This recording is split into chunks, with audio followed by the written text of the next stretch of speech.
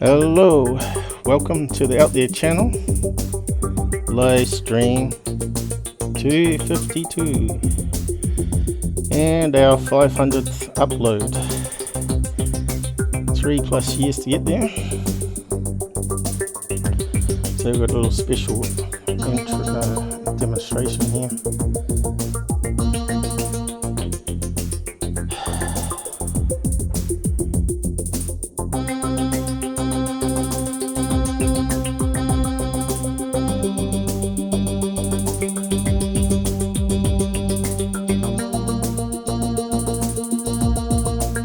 That's what you call a tall grey or tall pink with red eyes, like goblins of Kentucky.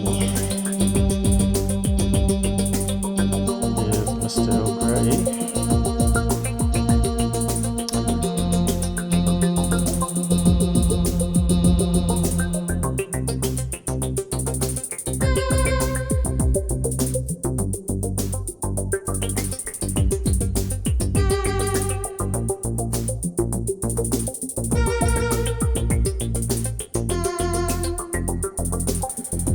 Hopefully the audio is all working.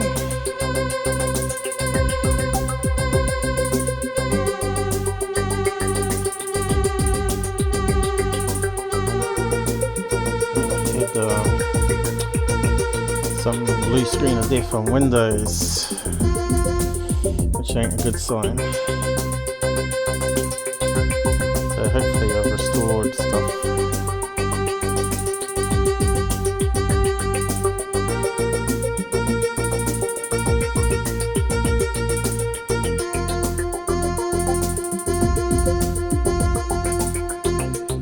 Going down. Hello, Snipes. Thank you. Shelly joining us finally. Yep, thank you. Happy 50th, 500th, I think. We're getting old. Hello.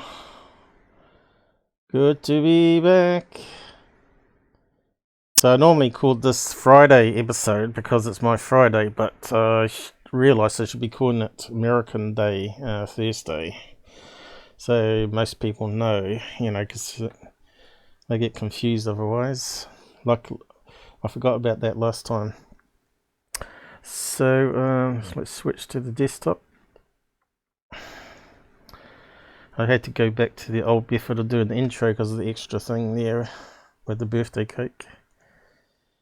And we're trying out the new alien avatar.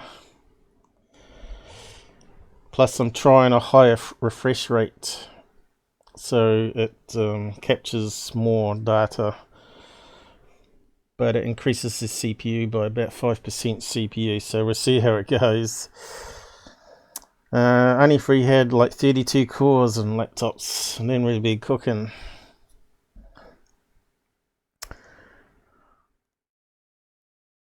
But it'll get better in time. No doubt they have 128 cores and desktops before long.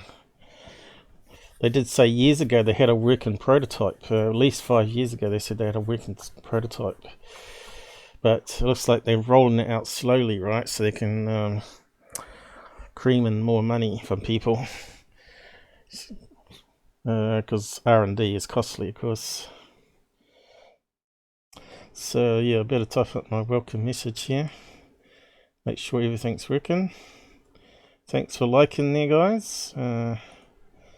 Looks like the counter's working.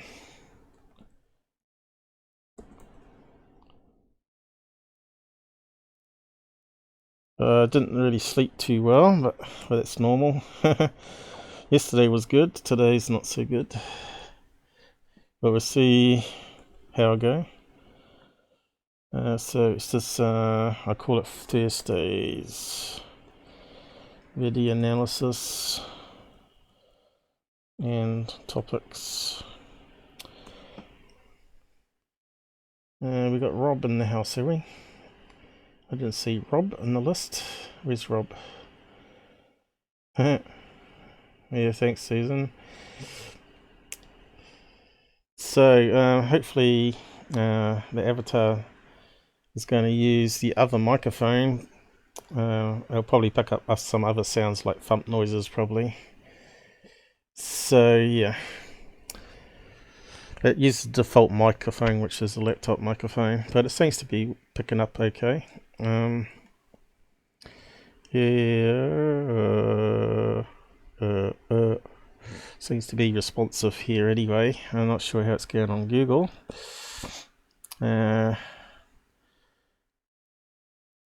Looks like it's a wee bit behind there, as usual. So, yeah, might as well begin. So what I was going to do was just going to do a debunk for all the videos in Greer's movie. There's probably one UFO which is maybe legit, but I can see maybe some other things here that people have missed. So we'll look over that hopefully Saturday. I'm still prepping, trying to get the snapshots and all the information together. I have debunked many of those because they're on secure team. So he follows secure team for material. So he's got most of them. Oh yeah. Welcome, subscriber ZMB. What's that stand for? Sounds like a number plate number. Yeah, so we'll see how it goes. I'll see if I can pull up all my old debunks, save me having to redo them, so I can just play each one again, just to sum it up in one episode. But yeah, it's a lot of work, as you know, because they don't have particular names, right? You normally just do a whole bank of videos, and you don't know what they're called, so it makes it a bit harder to search, you know, because I normally just put general video analysis of balloon from Peru or whatever, balloon UAP from Brazil, and so on. So yeah, so you can see here I spent 3 days coding this alien avatar, and it seems to be working. Every so often his eyes go blue, because it said that aliens shine blue eyes as a reward to the people they abduct if they behave themselves. Maybe it makes people feel better for themselves. I don't know. I must admit, blue is my favourite colour, so maybe I was abducted as a kid and don't even know it. So, what's the first topic here? Right. So, I think this is about eyes, is it? Let me just check.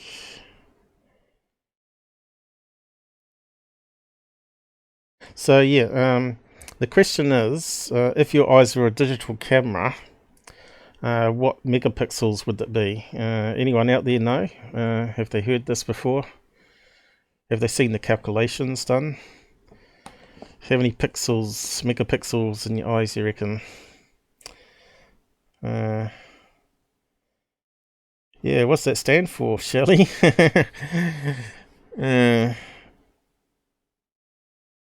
Zombie Baker, maybe? Looks like a number plate number.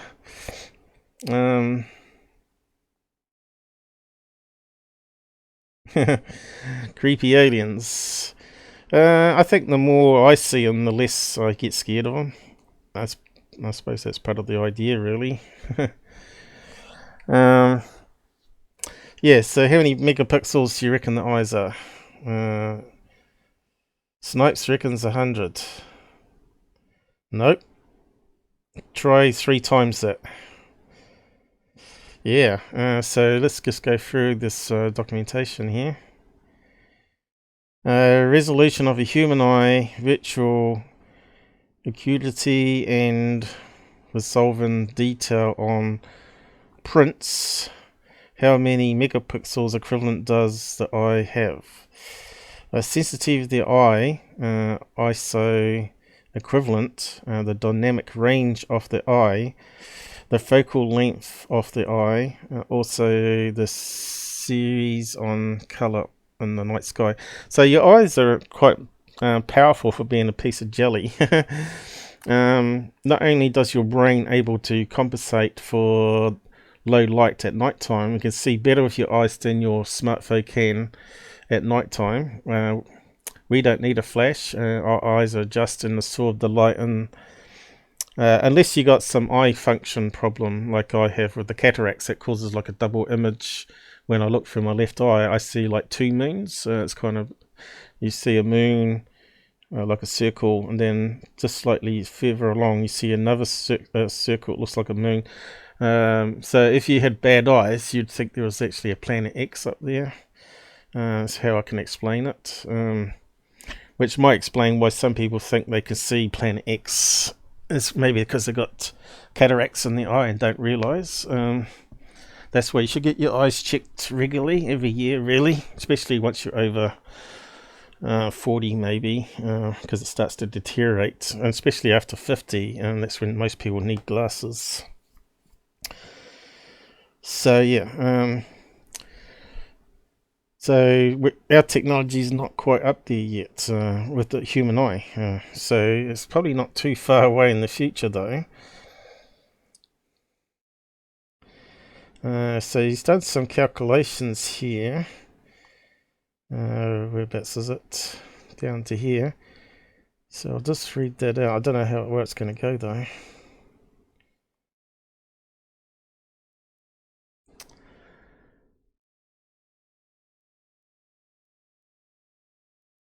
I can't hear it. Ooh, what's happened? Why can't I hear it?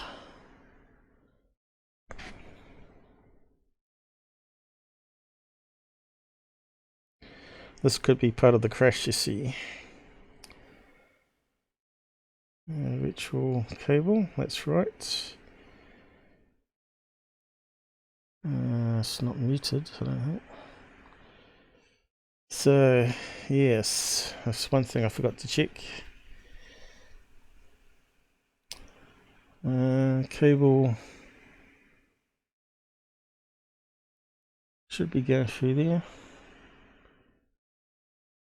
In fact, it's not even playing, is it? How many pixels are needed to match the resolution of the human eye? Each pixel must appear no larger than 0.3 arc-minute. Consider a 20 x 13.3 inch print viewed at 20 inches.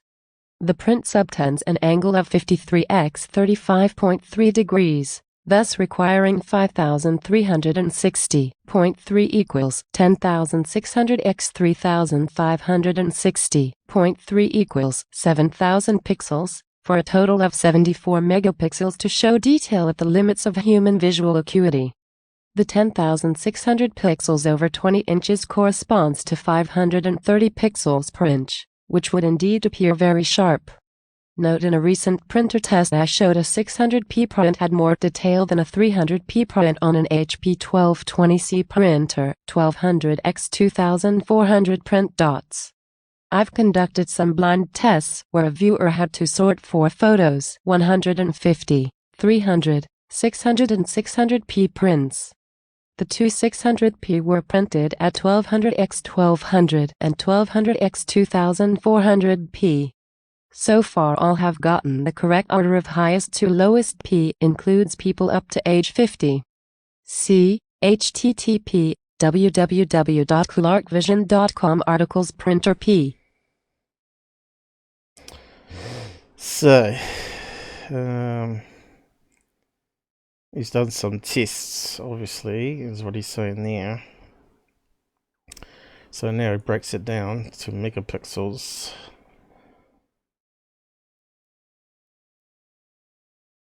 How many megapixels equivalent does the eye have? The eye is not a single-frame snapshot camera. It is more like a video stream. The eye moves rapidly in small angular amounts and continually updates the image in one's brain to paint the detail. We also have two eyes, and our brains combine the signals to increase the resolution further. We right. also typically move our eyes around the scene to gather more information. Because of these factors, the eye plus brain assembles a higher resolution image than possible with the number of photoreceptors in the retina. So the megapixel equivalent numbers below refer to the spatial detail in an image that would be required to show what the human eye could see when you view a scene. That's Based right. on the above data for the resolution of the human eye, let's try a small example first. So it's like Consider a view in front how of they you that is stitch 90 images degrees on the by moon. 90 degrees, like looking through an open window at a scene. The number of pixels would be 90 degrees 60 arc minutes degree 1 0.3 90 60 1 0.3 equals 324 million pixels 324 megapixels.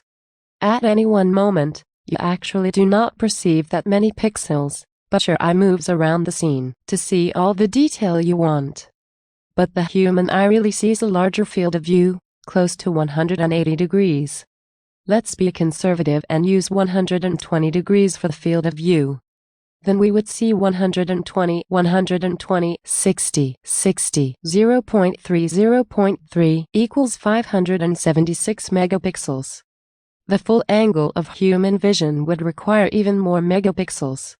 This kind of image detail requires a large format camera to record. The sensitivity of the human eye, ISO equivalent. So, 576 megapixels is the answer. So that's almost 6 times what you said on the side chat there. That makes sense because your eye is scanning a range in front of you, which would be about 120 degrees, I guess. And it's like stitching all the different slides it's taken together to make a larger scene. So it's like how they do the moon shot as they go past the moon each time. They take different snapshots and then they start overlaying it and building up the bigger final image. So yeah, that kind of makes sense. So it's going to be quite a few megapixels. So plus, you're talking about stereo eyes as well. So you're multiplying it. So it's like 2 images combining. So it's also in 3D, which a lot of our cameras don't even have. So how far away will we be from that type of technology where it can actually see equivalent to the human eyes can build up a whole wider range of detail? So at the moment we're up to what, 8,000 K, is it, or is it up to 32K now? It's quite interesting. Really. What's the biggest LCD screen pixels? I think they're getting up to 32, isn't it? Some of the prototype.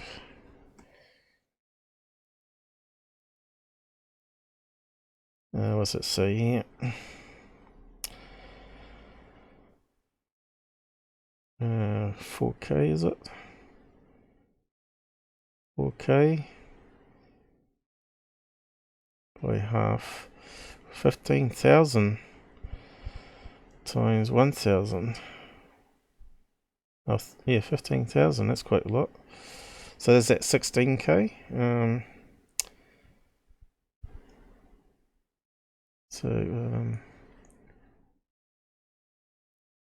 16K TV.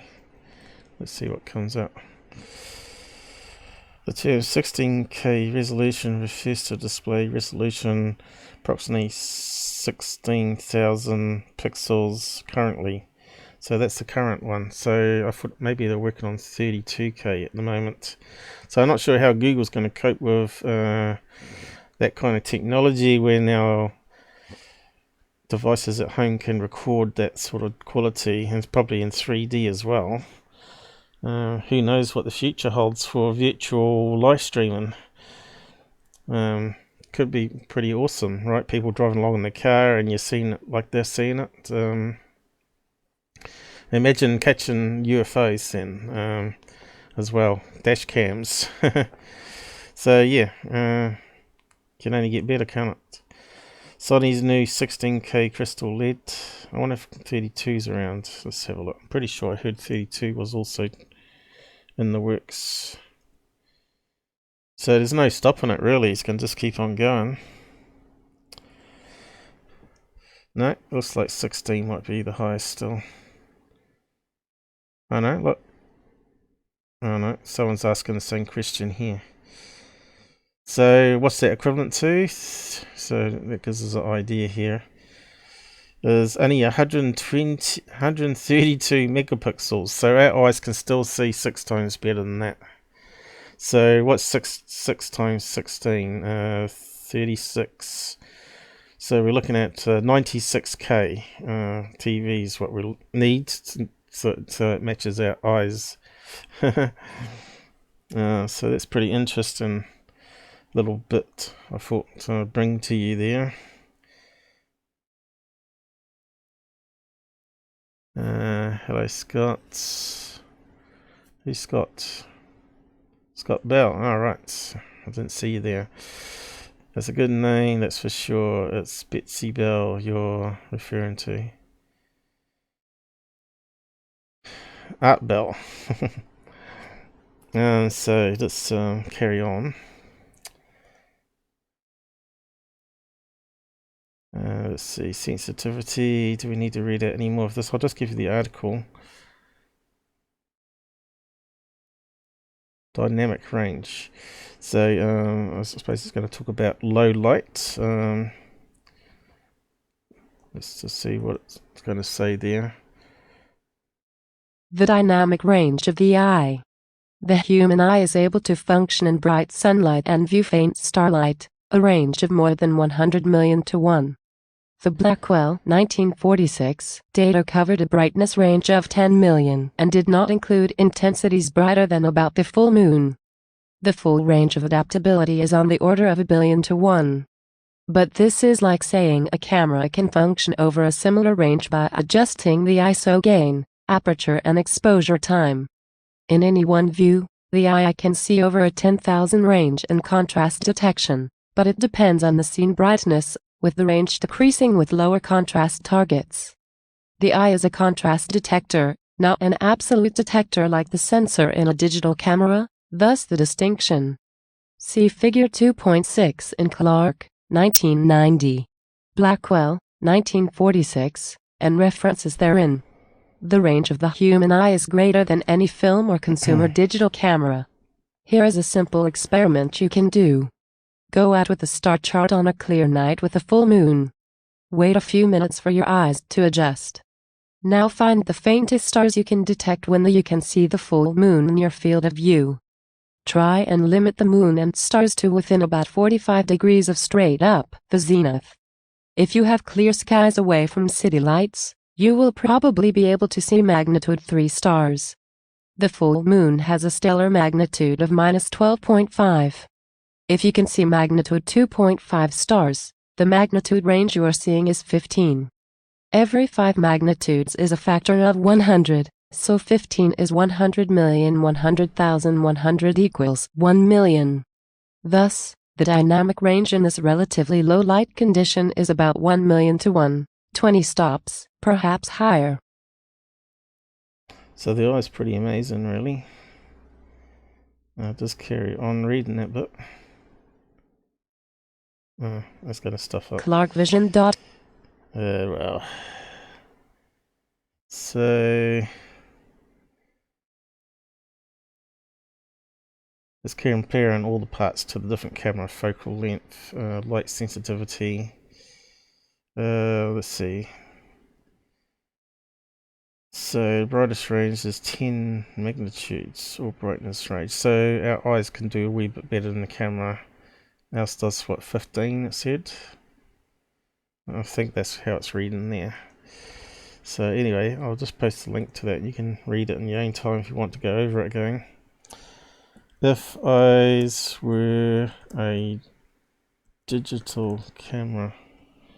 So that's why you can actually see more details with your eyes on a UFO sighting than what can come out in the film, of course. people see it in the night sky and they take it on camera and it's just like a blurry, horrible little dot in the sky. It means nothing, right? So yeah, what you see with your eyes is never going to be able to be captured by the camera. So what they say is try to make notes of what you see with your own eyes, because the camera's not going to pick it up, or the fine details, whether there was lettering on the outside of the UFO, whether it had any appendages that may not come up in the photograph, because if the sensor isn't activated by the low light, it's not going to end up in the photograph. Also, any panels on it, ventilation, designs, all that sort of stuff, colors. Colors may not get detected by the camera. Obviously white and blue are the easiest ones, the colors to see, but red is very hard to see. That's why they use it in film processing labs, right? So yeah, better move on.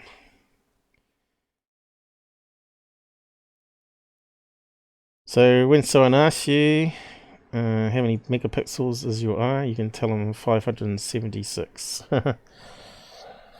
Our last live stream, we actually got a copyright strike. Even though that interview is really fair use, I couldn't be bothered fighting it with the media company this time. So I decided to chop it out the last episode, so we lose our side chat, which is unfortunate. That's because of Google bad coding, really. So what can we do about it? Not much, really, and we just got to abide by their rules, right? So yeah, I found this article here, which I thought was kind of nails it on the head. YouTubers and record labels are fighting, and record labels keep winning. And that's also to do with movie companies as well, Hollywood. The battle over copyright continues, and this is only last year, right? The balance in between copyright and being creative. The thing is, the way the copyright system works, you tend to fight it out against each other, and then you have to take it to court, that's just totally impractical and costly, and the only people that win out of that are lawyers, basically. And we're only talking about a few bucks, for them taking over a whole video.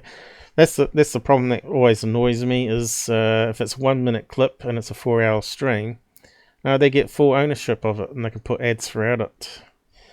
Far as I'm concerned, if they get ownership on it, then it should be limited to a front ad as well, not just anywhere they want to put it. So there's a lot of problems there where it's not actually in favor of the creator. The whole system should be more geared for the creator, right? I'll just update that to here. We're losing Scott already.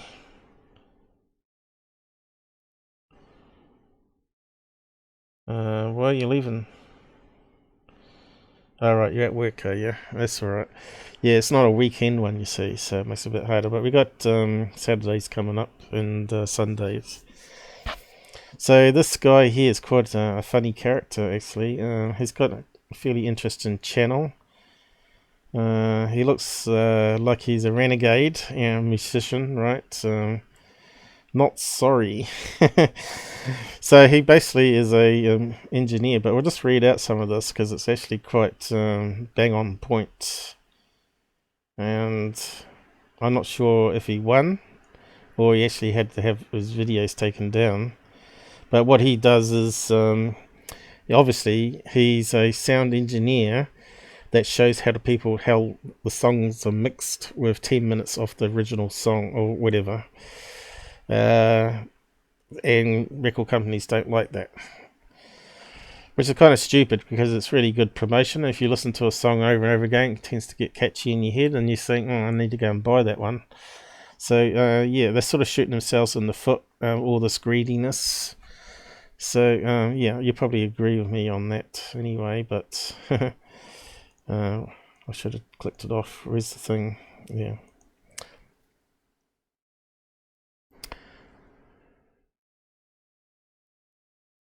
Glenn Fricker didn't run into any issues when he uploaded a video about digital music editing to YouTube in 2014.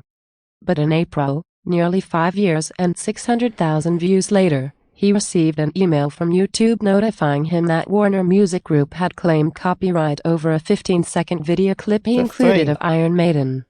As a result, the entire video would now be blocked. Yeah, that's the problem I found too. It's not so much that they take over the revenue of the live, which I don't care too much, but what they've been doing is they've been blocking it in countries, right? So I did that one on Mind Control, and they blocked it in every country, which is basically blocks it completely, right? So I wasn't having that, so I deleted it and defaced it so much that it wouldn't get detected, and even if it's fair use, right, they still won't honour it, because I was using it for example of Mind Control. So he's using 15 seconds to show a mix of maybe of a drum and guitar routine on the mixer, right, and they still claim copyright on it. That's just crazy. Now Google recently managed to get it 5 seconds. If there's some sound from a radio in the background of your videos, you're walking along the street recording a live stream or whatever, it's not counted as a copyright strike. So it shouldn't be, right? So yeah, this guy's doing 15 seconds, so 5 seconds is not enough really, is it? I reckon that they need to allow up to 10 minutes per normal TV episode that you can use for review or whatever, as long as you don't ruin the end plots. There should be some better formalization on copyright and fair use. Fair use is really the underdog, especially if it's like an interview within a documentary. You should be able to reuse that, as long as you give them credit, you know, in the description or somewhere. So there should be something better than what we've currently got. YouTubers and record labels are fighting, and it didn't resume. I think they've changed it, haven't they? That we're having problems, aren't we? Let's just try doing it this way again. Fricker was pissed, and he didn't know what to do. YouTube is not very forthcoming with their information or communication, no. Fricker told The Verge. I did have a contact there, but I haven't heard from her in a year and a half.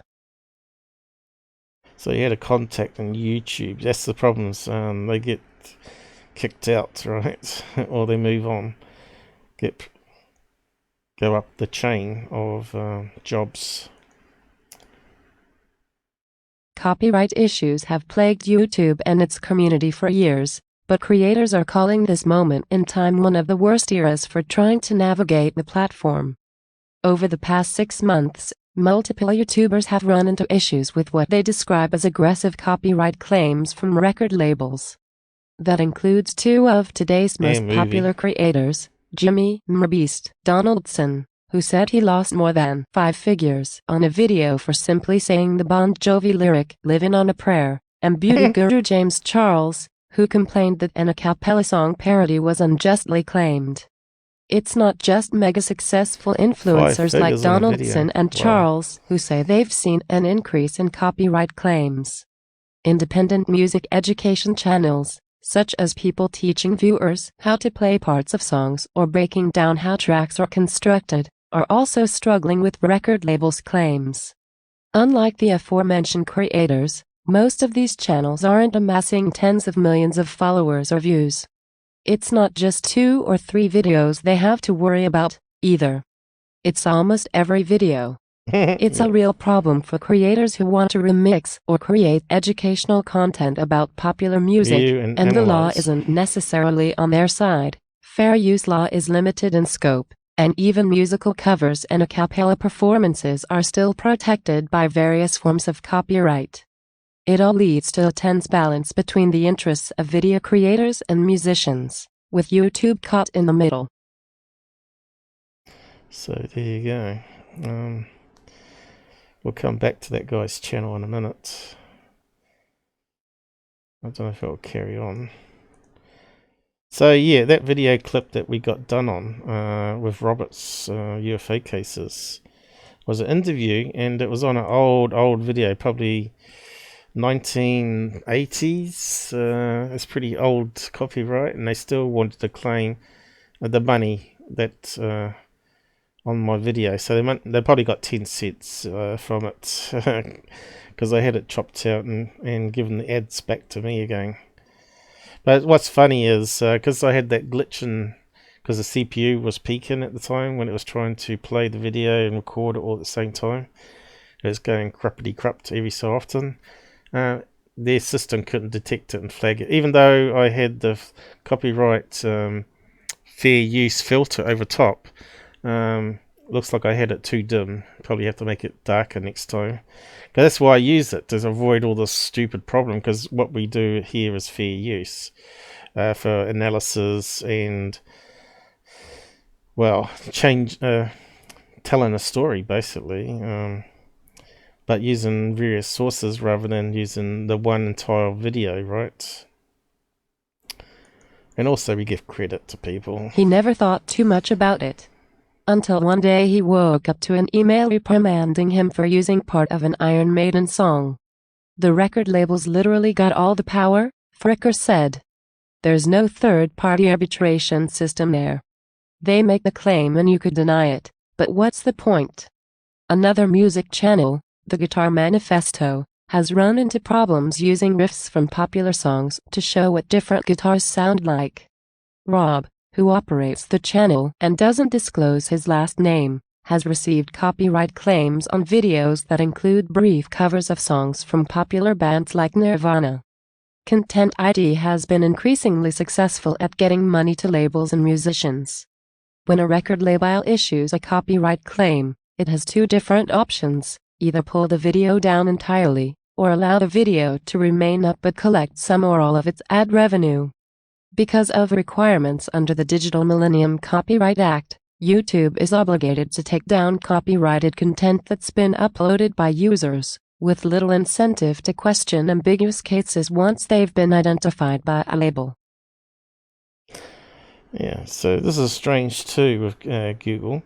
I just got a sub here, and I was on 7.6, wasn't I? And it's actually gone backwards. It hasn't gone forward. So how's that even possible?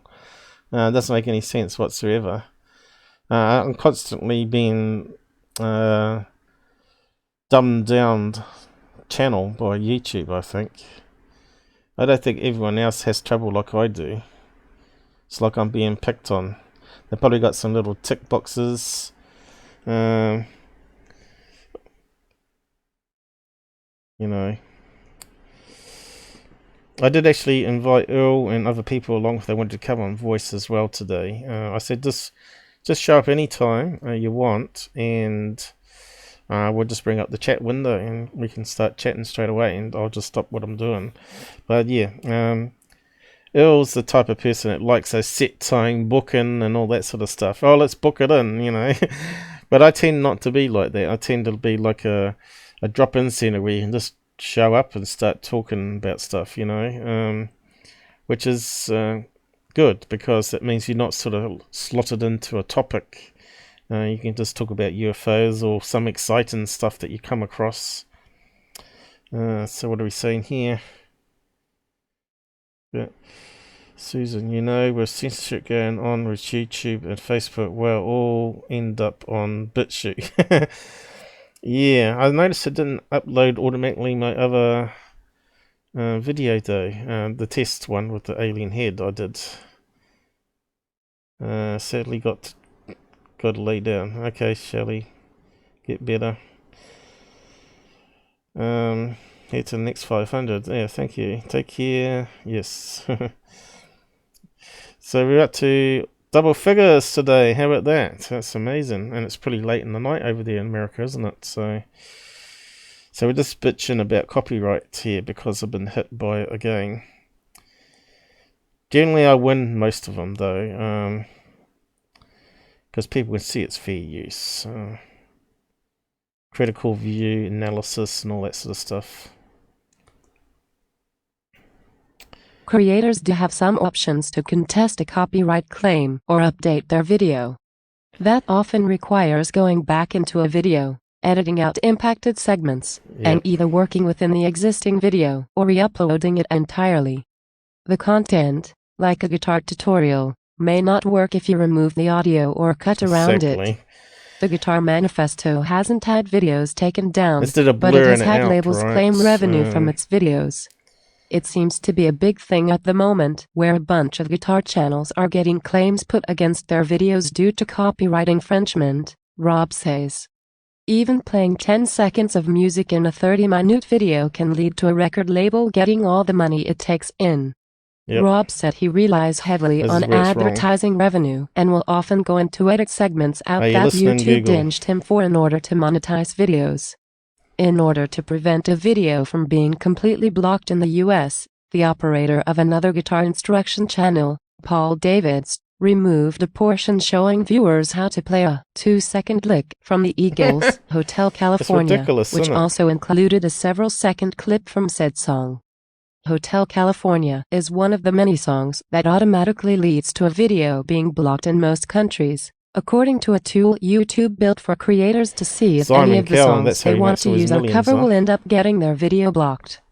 David's video, 10 Extremely Tasty Licks You Should Know, now includes only 9 licks. That's funny.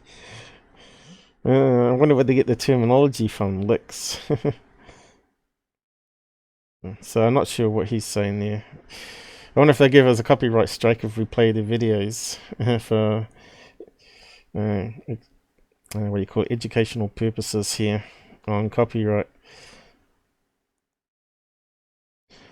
We'll have a look in a minute. YouTube has put a strong emphasis on educational content, including the type of tutorials and informative commentary that Fricker and Rob both produce.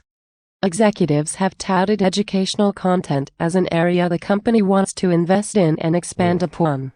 The company announced in October 2018 that it was investing $20 million in creators who produce educational videos, and it's used this type of advertiser-friendly content as a way to encourage more companies to run ads on the platform. Because their videos are educational, both Fricker and Rob believe their use of popular songs should fall under fair use, a carve-out in copyright law that allows people to use copyrighted content if the resulting work is transformative enough that it's completely separate from the original work it's using. Fricker says his videos should be in the clear because he's creating commentary and educational content. Rob says he can't even use a D-chord when trying to demonstrate how to play a specific song because the title in combination with the single chord played results in a copyright claim. Ridiculous, isn't it?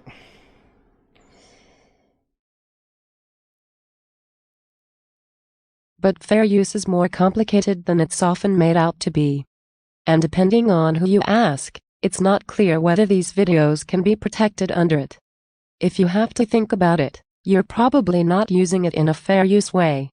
One complicating factor is that both recordings of popular songs and the actual composition of those songs have separate copyright protections.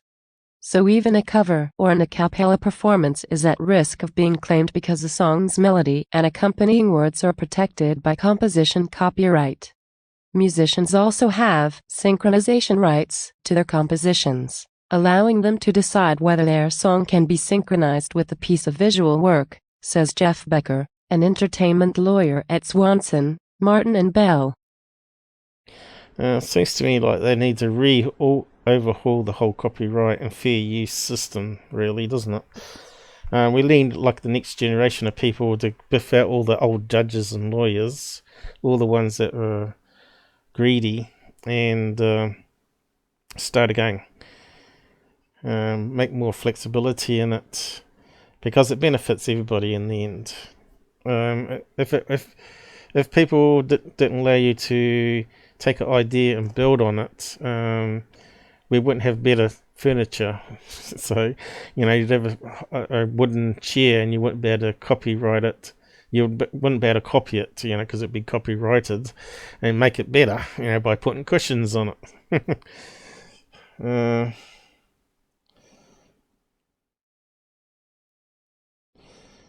What are you talking about, Mr. Pink? Pink cigarettes. Well, we've got a pink alien with blue eyes. Yeah, so what's these guys saying? I'll just quickly play some of the clip here. He's probably complaining about it. But I suppose you've got to be careful they're not playing a riff.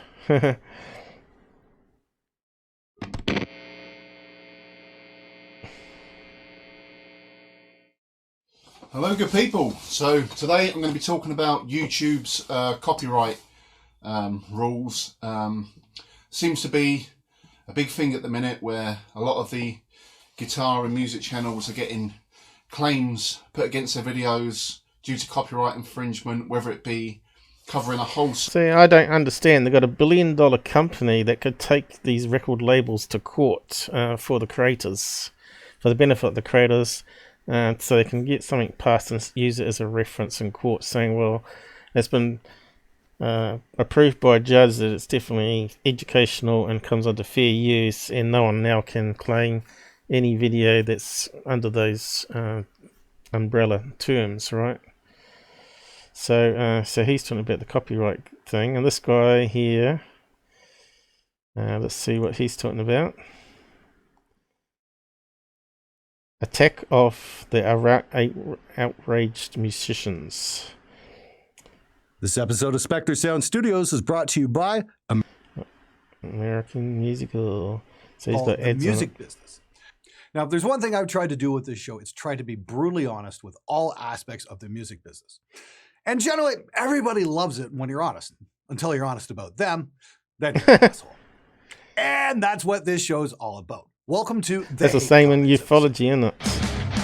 Everybody's quite happy until you're critical of them, and then you're an asshole. The name that pops into my head is UFON.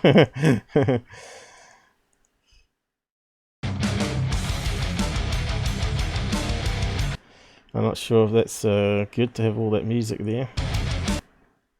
I'm not sure if it's fair use or not.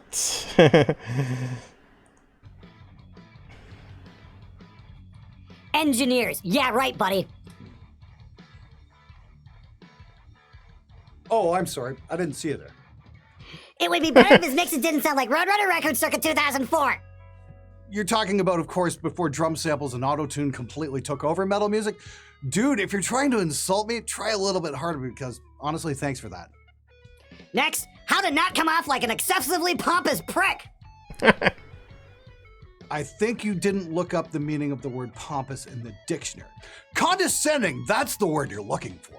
You're not fun to listen to. You're snarky and unlikable. He's looks like he's mimicking that guy, the magician guy. What's his name? Of that Penn and Teller guy. Looks like that's who he sort of reminds me of, and that same attitude, right? The wise man is snarky and unlikable. The fool is likable and broke. Those who can, play. Those who can't, become engineers. And those of us who become engineers wind up playing bass on your fucking records because nobody you brought in can play the fucking instrument correctly. Oh, swear. They may be stupid questions, but you've got quite the ego, my friend. You're no better. Never claimed to be better than anybody, just been doing it longer. Yeah. Shut up, dude. I'll hardline your ass if I see you at a show. Oh yes, the crowd killing episode. I always love these knuckle dragging meatheads who threaten me for daring to question their violent culture. So you're gonna hardline my ass at a show. Okay, here's my big question is, why do you guys always have to do this at a show? Why do you need an audience? Why can't you guys step into a ring with somebody who's going to hit you back? Nobody's ever been able to answer that question. If you guys have any notion as to why, please leave a comment below. I would love to hear an answer. What bands did you produce? I'd never use you for an engineer because you're a wannabe producer. Engineers actually know how to record the band. Also, chuck on a dick, you arrogant fuck.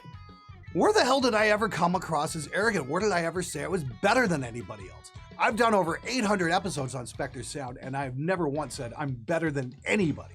You want to know what bands I've done? Well, nobody of any major consequence, and that puts me in the exact same boat. So yeah, as you can see, he's a bit of a character. So I'll give the link there, and you can go to check out his channel. This like he's worth having a check out actually.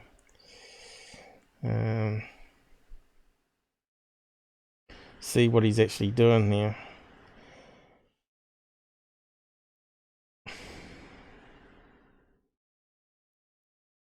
So he's probably got a few subs by the looks of that, is he? 366k, so he's making a wee bit of money from ads. So I can see why he'd be upset.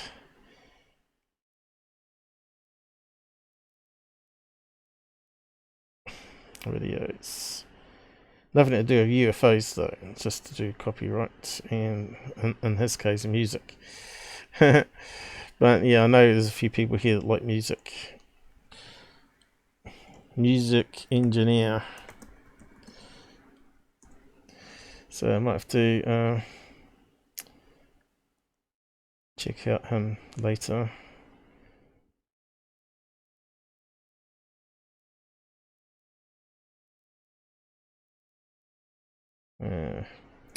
Need to bookmark it really.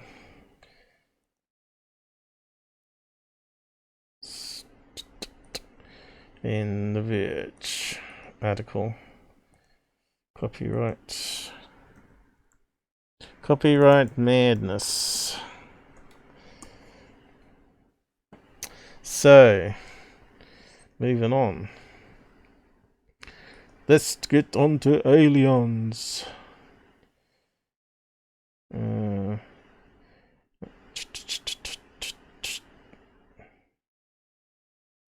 Close tab. So what's the next one? Right. Talking about dreams, which is quite interesting. We're starting to see synchronicity between people in the group. Even Susan's popping out same sentences as me some nights when we're chatting. And we have that same sort of effect that happens with Earl Grey. It only happens with certain people for some reason. Can't say it happens too much with Robert. Maybe because we're too opposing. But Earl's very much like me in the debunking scene as well as the investigation scene. And Susan, I'm not too sure. Maybe she's a alien spy bot and can read my mind. So yeah, it's got here. Don't think I ever told you about my dream I had with you, and we're the only people left on the planet that could save the world from alien invasion. Then we fall through a effing, well, that's Rob for you, roof. We survived the fall and we're trying to get our act back together. Then I woke up and feeling pretty disturbed. Now, as soon as he told me that, I thought, hang on, I've had exactly the same dream. Which is kind of freaky when you see people having exactly the same dream of being together with someone and falling through a roof, trying to stop something happening.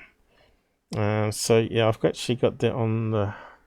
Got some more snapshots, so I just put it there to make it easier to read. But I need to go to the other snapshots where we're talking about this.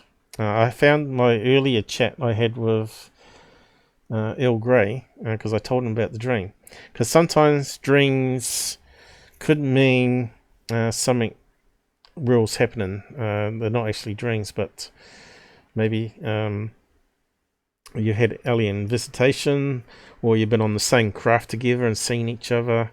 You're both being abducted at the same time, and so you got a shared experience of being attacked by aliens, right? So it kind of makes you think, because Robert's had visitations as well that he's not talked about until he joined my channel, and I think they've only shown up since we've sort of been talking with Earl Grey and myself. So it seems to be something going on there. So we're just going to keep an eye on this thing, and if we tell each other stuff that happens, because normally you don't mention any strange paranormal events in your life because you fear that people are going to laugh. But the more you share, the more connections and things you find out like this. Not hardly. I just know a good-hearted person when I meet them. So yeah, so that was his one year.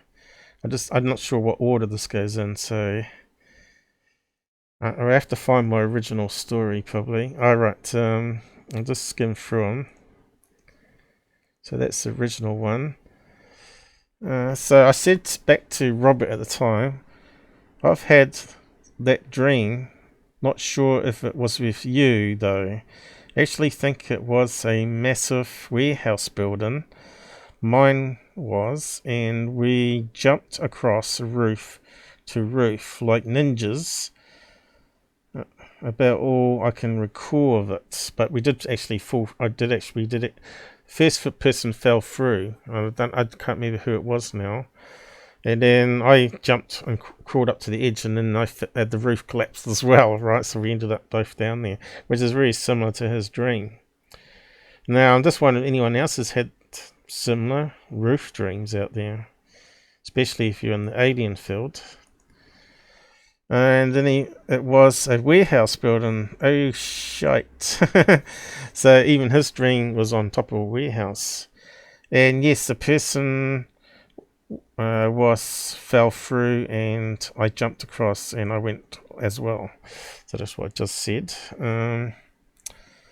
It's weird because every time you come up in my head, there's a ping.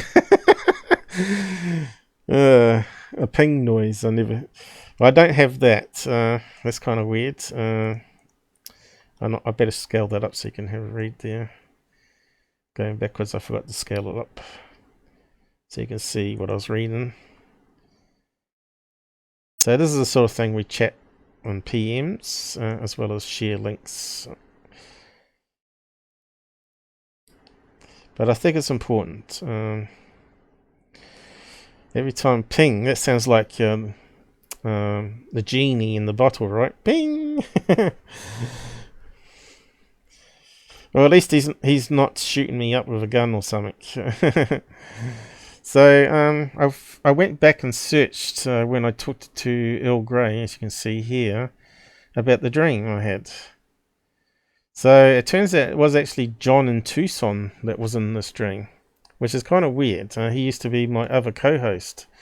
John was in my dream, and it was 22nd of the 7th, July, 2019. So it's almost like the year ago, and he's got the similar dream happening. John was in my dream last night, and I was it what? And I asked him, "What the hell you're doing in my dream last night?"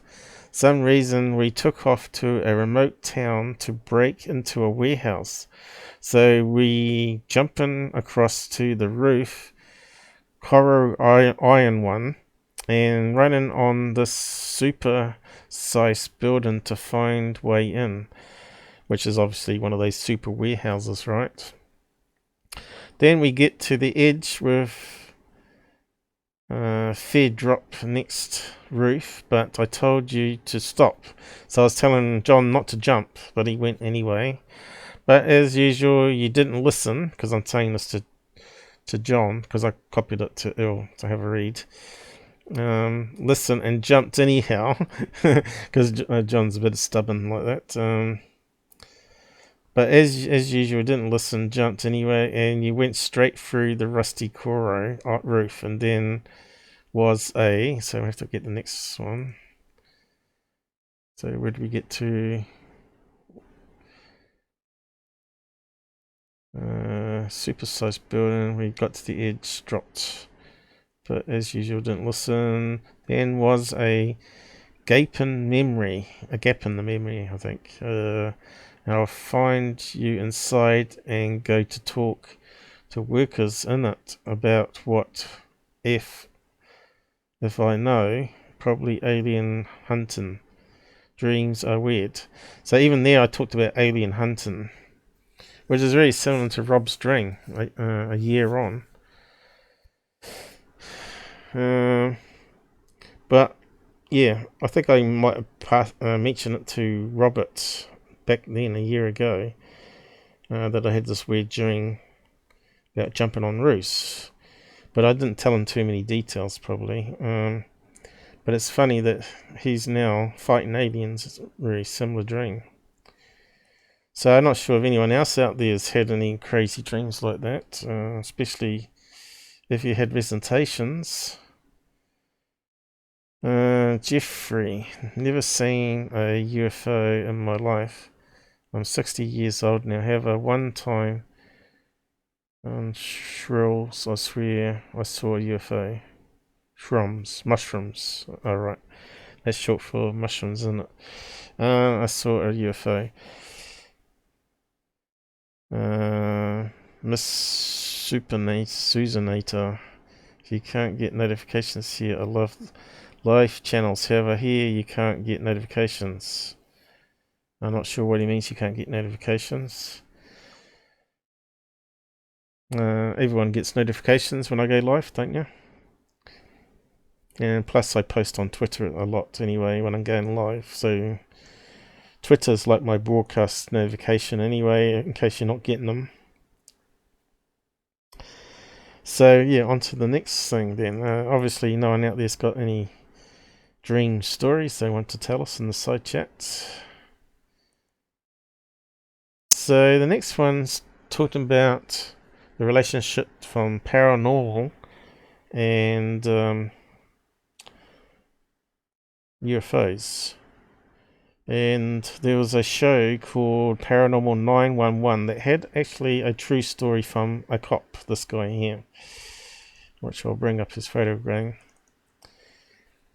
So this guy here, not sure if it's got his name on the screen, probably not.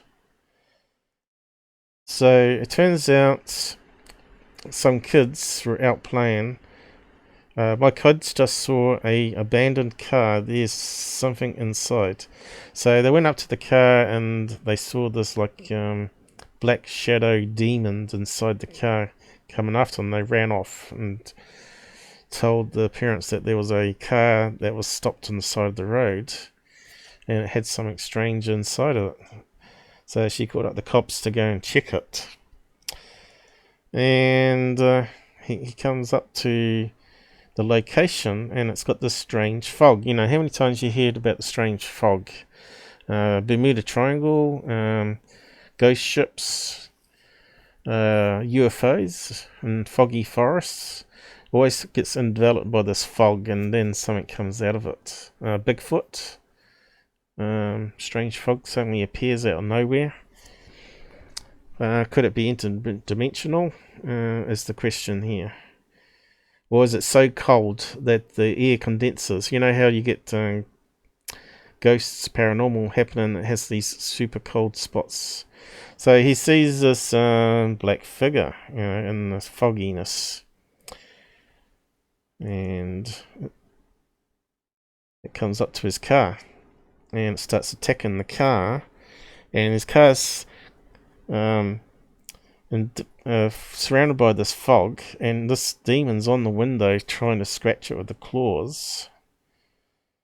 So this is a cop. He swears it actually happened. So I don't think he'd be making it up and going on TV to be made a laughing stock. And I missed out a chunk of the story there because I don't want to be had up for copyright.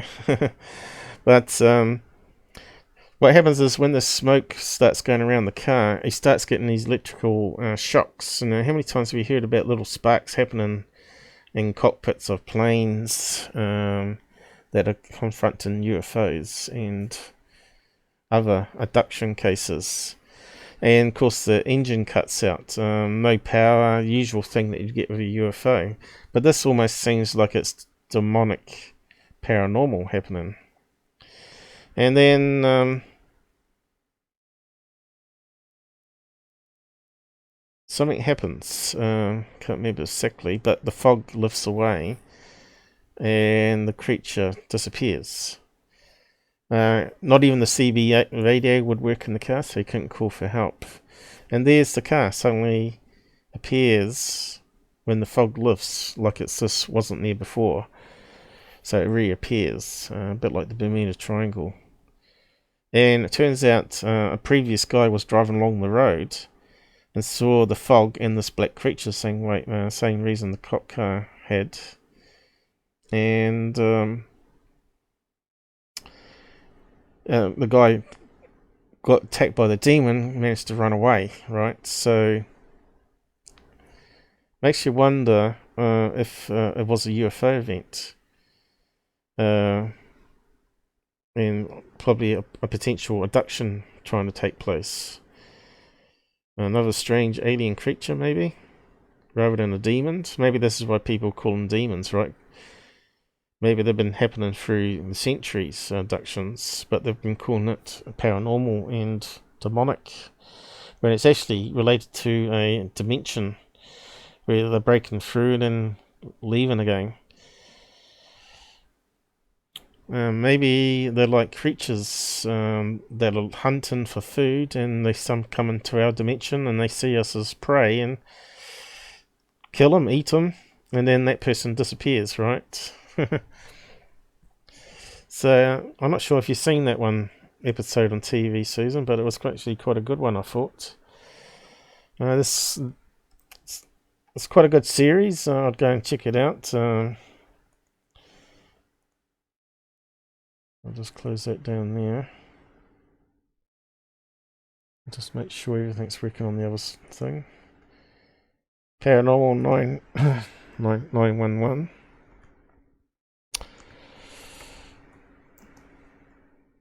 You know, you can't play a clip or anything because we'd be done by copyright, which means they lose out really on the advertising.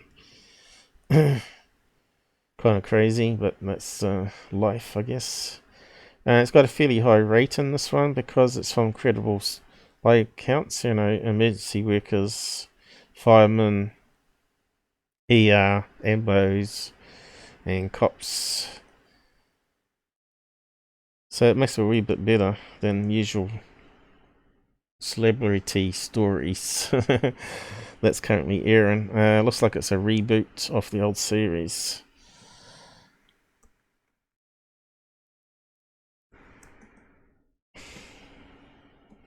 Hopefully I typed that right.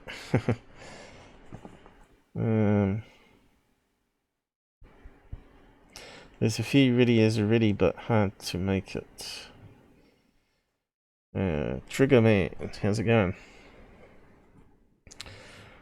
Reports coming out Florida for the last hour, 2% of NAS UFO sightings. Yeah. Well, find a link of the video and let's have a look.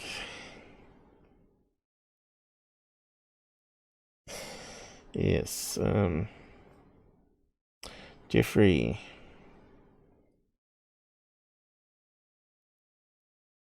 When I hit the bell for notification, it gives me a message like family friendly channel. Just paraphrasing.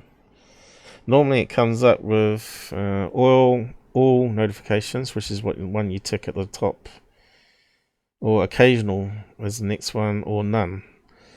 Why would you subscribe to a channel if you don't want all the notifications so you don't miss out on stuff, right? So Google actually stuffed it up when they changed that, and everybody complained about it since, because only 5% of my people actually have the notifications on. As far as I'm concerned, we're generally friendly, family friendly, but we can't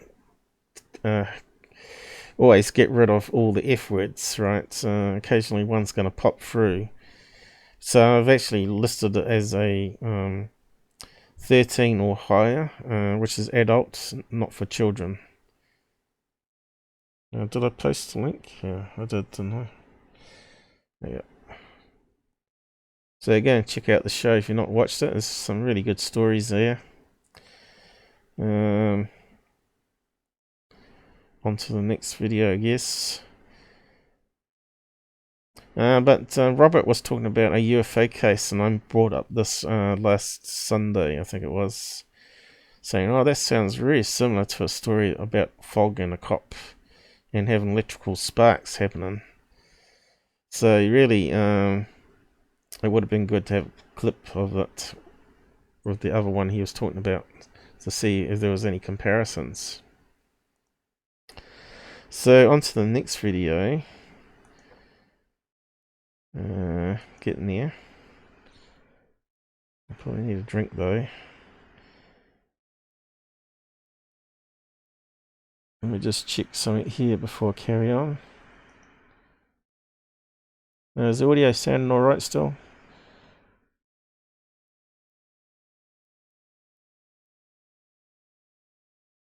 Got to multitask here just to make sure it's all working.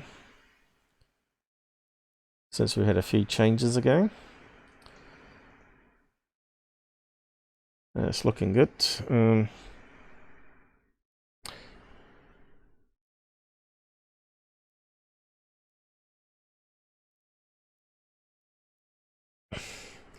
So this one here. Genuine footage of a flying saucer recorded over Weymouth, Dorset UK. So let's play it and have an analysis of it. I don't think it's any music, but we'll have a look.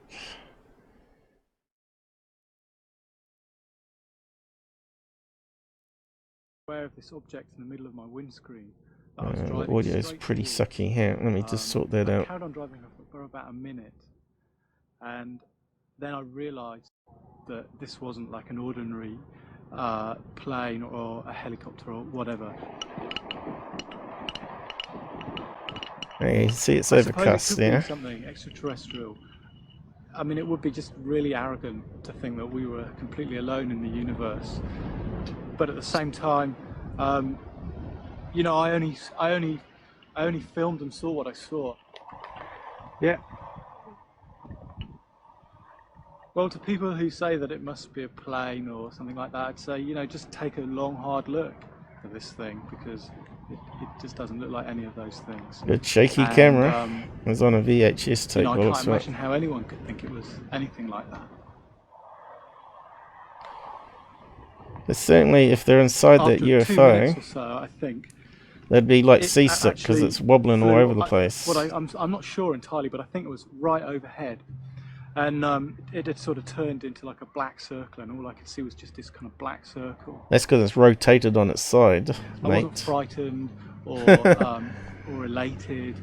The whole event just seemed completely strange and completely something unlike anything else I'd experienced, really. I think that's the bit we need to watch again. In the south. This way, yeah, I can see it. Is it? It is. That's amazing. The UFO that you saw originally was spotted approximately about 200 yards to the left of the aerial mast, and I suppose it was probably at about 500 feet up. It was very low in the sky. And this is a radio communications This is tower of some radio sort? communications. They've got 3 military masts on there, and it sends out, one is a navigational signal, which is used for aircraft. The other 2 aerials are near the top. We're not quite sure, but there is a pulsed frequency that comes from them.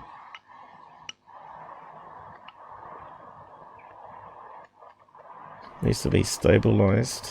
The actual UFO, from the time it was first seen by Rod Dickinson, who did the filming, it lasted approximately 12 minutes, so it was quite a long period of time for a daylight sighting to occur.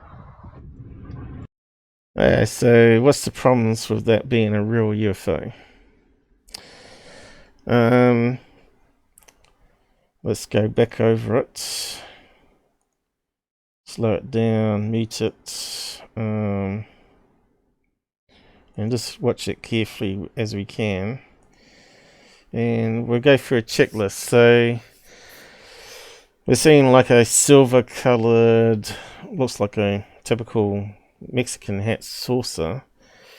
And we've seen previously similar craft moving in the same way in another video that was in South America, and it turned out to be one of these silver, I don't think it's Milo, but it might be silver plastic or some type of latex color helium balloon, which is about the size of 4 men.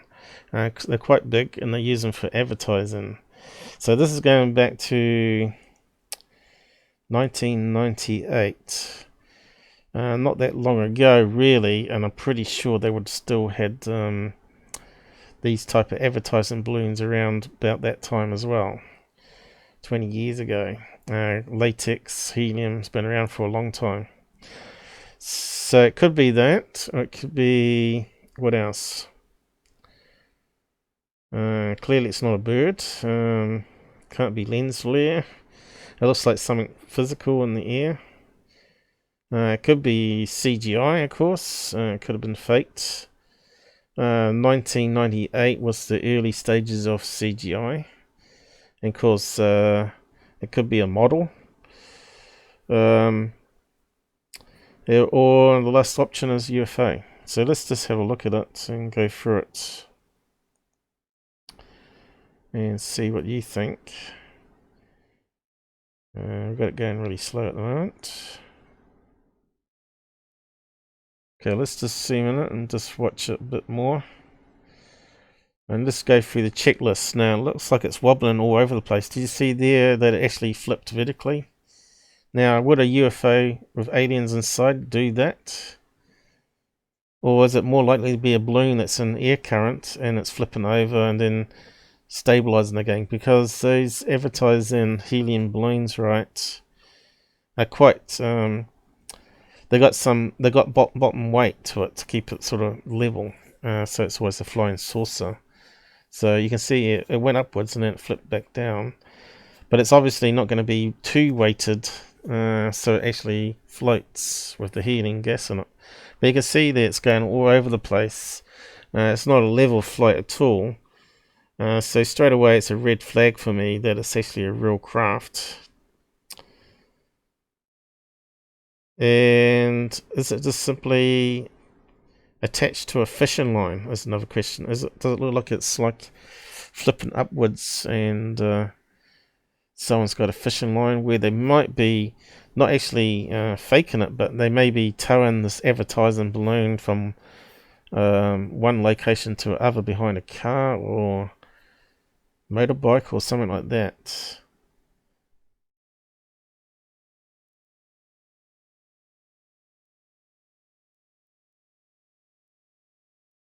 See the way it's moving there, could easily be someone releasing some fishing line so it goes up again.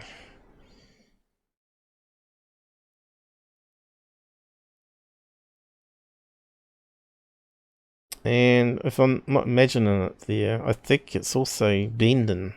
Does it look like it's bending on the corner? Does it look like it's rotating? I don't think it's rotating like a flying discs generally do, right? They rotate. I think it's pretty static, apart from wobbling all over the place and flipping upwards. And look, it's gone on an angle there like it was being blown.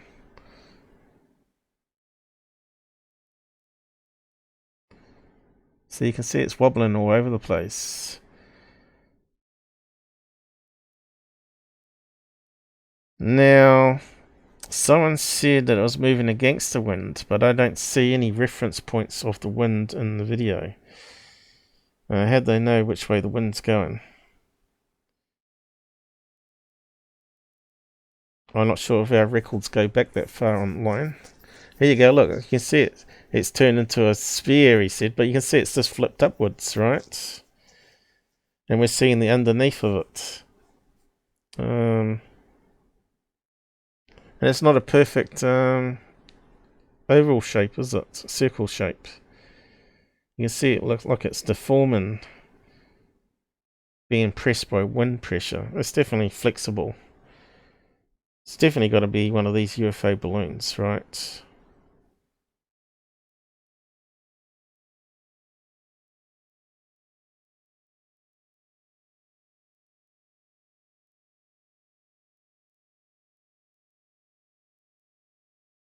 It's not doing anything amazing, like it's not sipping left and right at incredible speeds, and it's not shooting vertically upwards and disappearing. And we don't see him finish filming it. Does it go up in the clouds and disappear, or what? I think that's all we're going to get of it. I think that's where you stop filming, right? We'll just keep looking.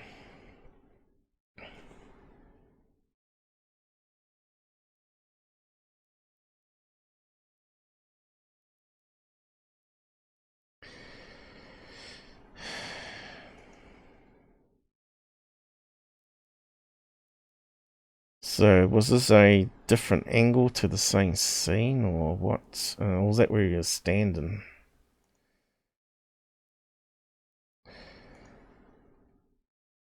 See, it looks like the same video game.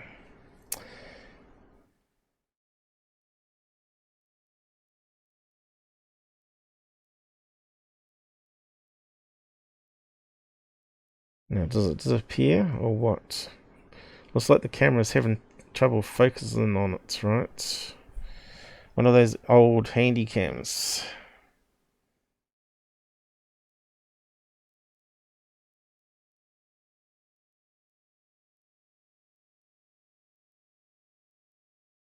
So what am I talking about? We've been through it before. UFO, a helium balloon. Well, it's actually used for advertising. We'll just try that first. Images. And bingo! Now, it doesn't have to be this particular one, but you can see it's massive. So it will be more stable in air currents. But there are different designs, like this one here is slightly different.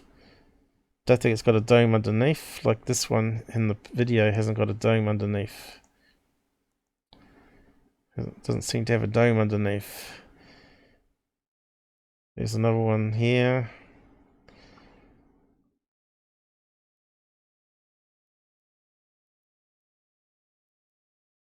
It doesn't mean that someone didn't actually make one too and was flying it in the sky with a piece of fishing line just for a bit of fun.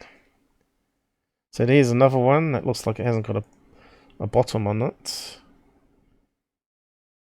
So you can get various designs. White one. Giant 10 meter. There you go. And that one's got a top on it. What else we got here?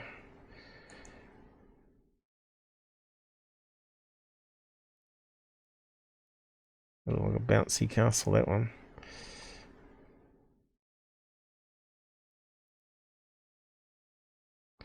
eBay. So what else we got down this way? Now this one. Advertising helium balloons, blimps, for promotion in US. So it looks very similar to that one, doesn't it?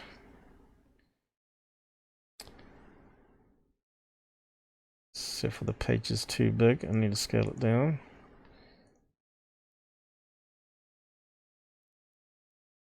Oh, here we go. Blimps.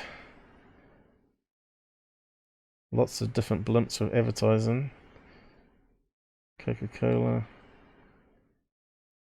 Various designs. Elephant. Santa Claus. A cube. Here's clearance. They're getting rid of the UFO ones. So it looks very similar to that one there.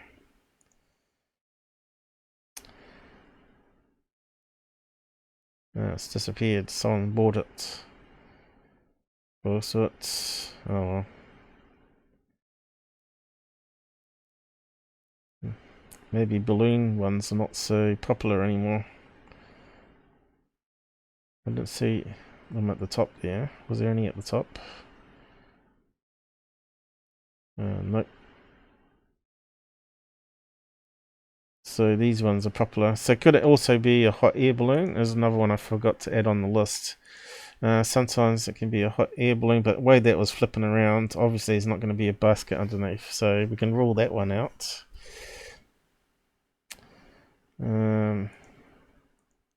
So they reckon it's a legit UFO, but to me, the way that was swinging around like crazy angles, I don't think that fits in with all the old 1950s sightings of those type of Mexican UFOs, right?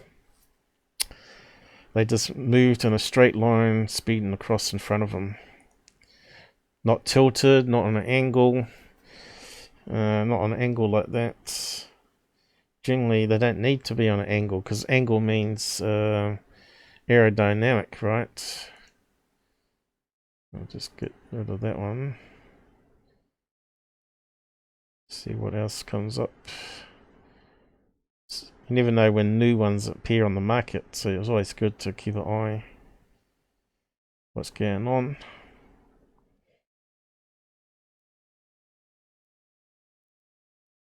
Now look at that crazy one. Looks like a cartoon.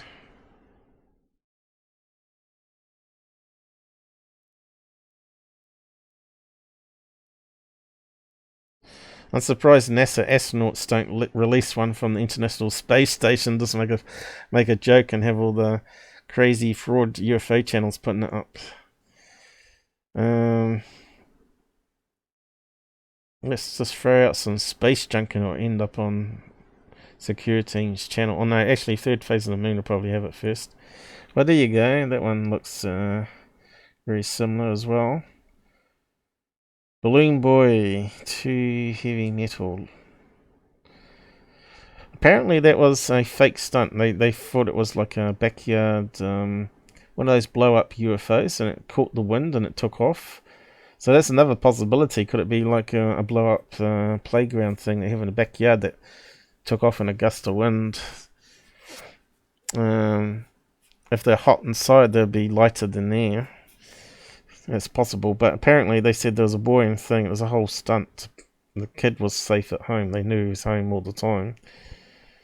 So that's something else that we've talked about in the past. So you can see how big these blow-up ones are. And there's the one. So that could be the one that we're looking at. That one hasn't got a dome underneath. It looks very similar to the video. Same sort of flatness to it. So there's all sorts of designs. Looks very similar.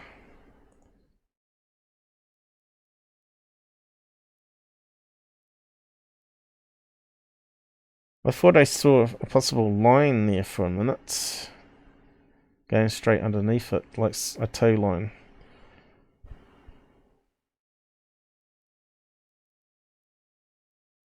So if you got a piece of fishing line and it gets part of the sun, sometimes it will glint. And sometimes you can see it under there. So maybe I'll just take a screen grab of it and actually put it through the editor. So where's the best video for it though? Let's see.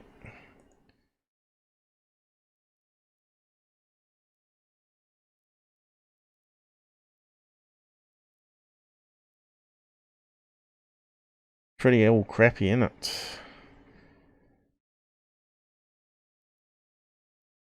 Looks to me like they're playing it on VHS tape on a big screen there, because we saw the play thing come up, and then they're filming it with another camera. So there's the tower there, right? They're talking about the tower in the other video.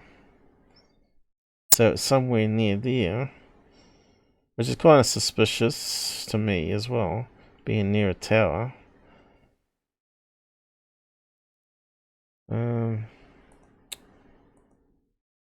So slow speed. Yeah, let's just grab that and have a look. Run it through.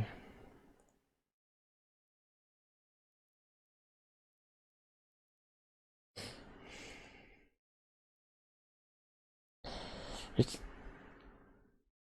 it shot off vertically or if it was dead steady, right, and air current, really vicious wind, and it's just steady, that would give it more credibility that it's alien craft. So yeah, I don't know. To me, I'm like 90% advertising blue and 10% UFO at this stage.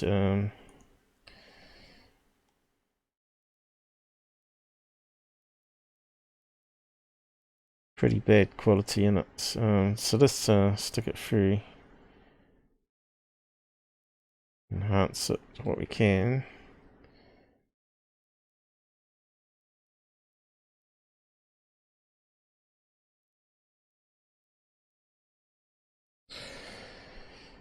And let's just scale it up.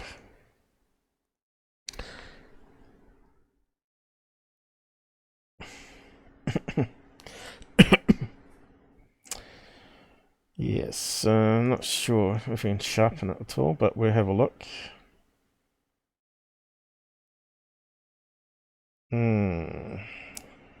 Photo sharpen plus. How's the avatar going? Is it looking alright? I haven't been watching it. Like I said, it'll pick up bangs because it's going through the other mic.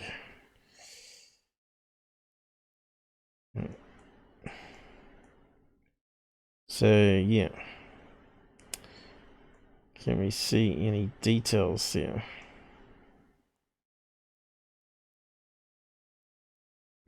Can see the pixels. Got a lot of compression artifacts, the white happening, long exposure.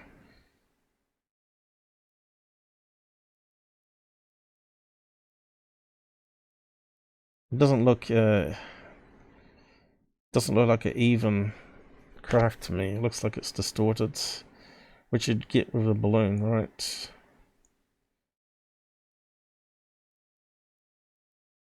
So yeah, as you can see here, it kind of looks bent even in that.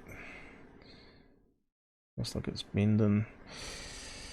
You can't even see the dome on that angle there. But what I want to know is there anything below. So we won't sharpen it. But yeah, you can see here. It's just blue flow. It's spud cam nonsense again. What we used to put up with videotape, we thought it was V's and E back then, but now it's just crap, isn't it?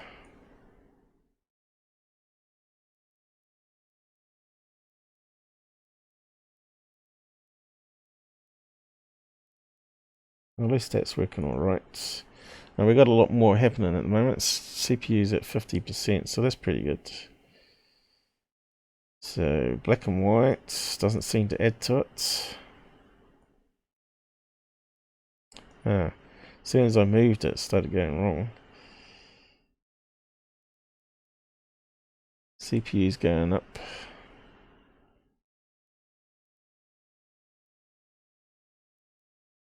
So you can see the pixels. Looks like it's like 24p quality, doesn't it? You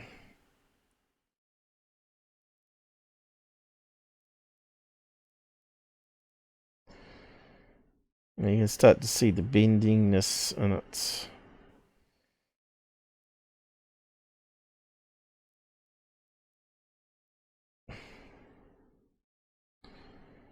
But I can't see any fishing line, but as we know, even on HD video from even 20 meters away, it's impossible to see fishing line, even on 1080p, unless the sun reflects off it.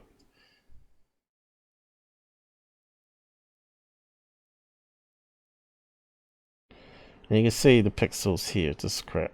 It's really low quality. So I thought maybe there was something here, you know.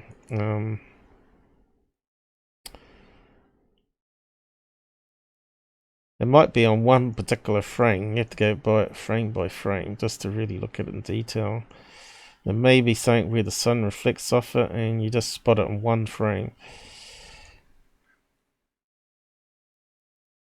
Kind of looks like it's angled a wee bit here, and looks like, to me, looks like there would be something coming down this way. That's where you'd expect it. Maybe a couple of tow lines, maybe one there, one there. If it was a advertising balloon.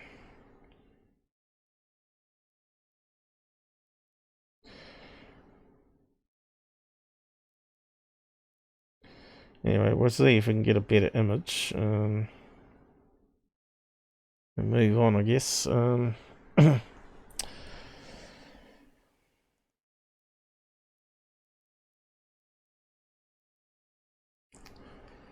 See, that one looks like it's got more of a dome on it, so let's have a look at that one.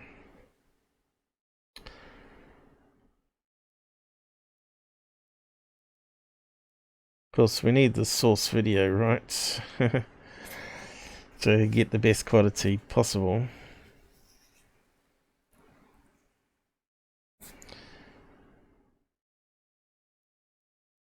What's happening in the side chats?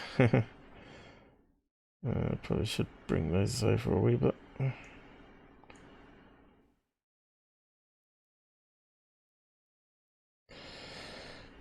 Who we got with us still? Snipes, Robert's with us. How's it going?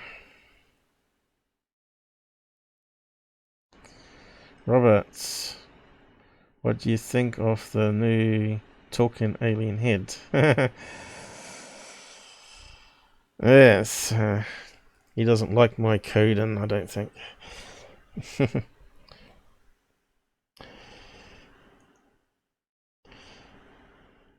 Now, next I have to get him to shoot Robert when he becomes angry on the side chat. How dare you debunk that case? Right, I didn't load it, did I? Next one.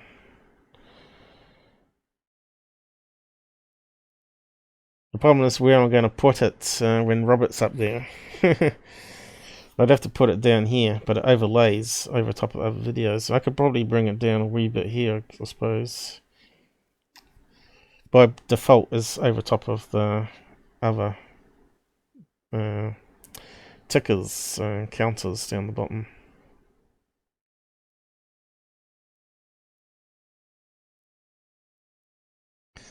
Not the best. Paul the Alien. There's nothing wrong with Paul the Alien. You got to remember it's being captured, so it's not as good as what it is on the screen here.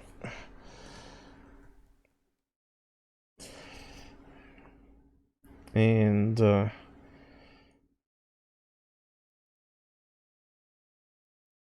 course it's using a laptop mic. See what we got. So that one's even blurry, as you can see.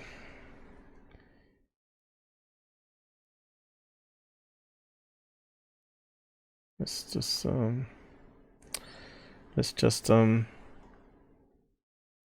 play around with the colors first. It's actually quite warm here today. Strange weather. Freezing last night, very hot today.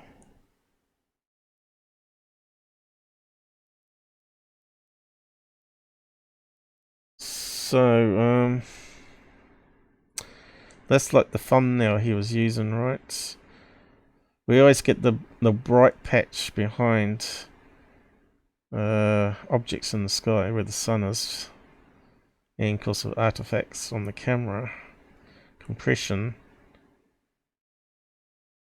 So they muck around with it and kind of looks like a bird there. If you see the thumbnail, it's really bad because they play around with it in contrast and stuff. So I'm not right setting. But yeah, I can't see any cables going to it. But you're not going to see it, I don't think. Unless you're really lucky.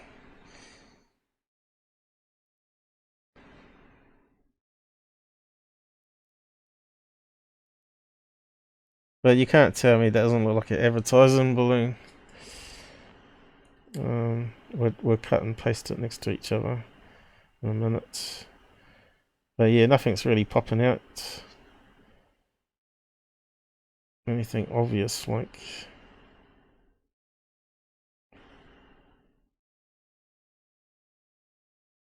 But you could see how at the start of the video it was flipping all over the place and flipping upwards and then downwards. UFOs ain't going to do that. Not real alien craft. So let's just keep it on that one. And go back to a picture. So that one there is probably the closest to it with no... We need it straight though, really. Oh, we'll just save it and use it. It's almost put the sun in the right place too.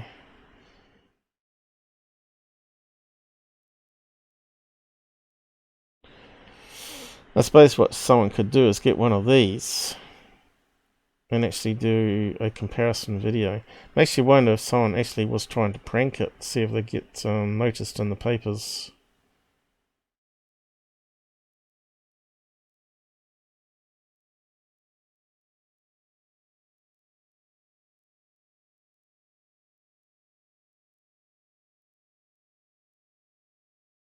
So, kind of looks very similar to me. You know, if it make it blurry, where's blur?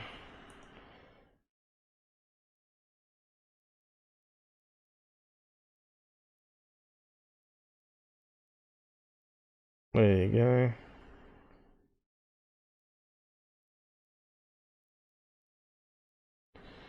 Maybe as blurry as that one. And if we get rid of the outside bits.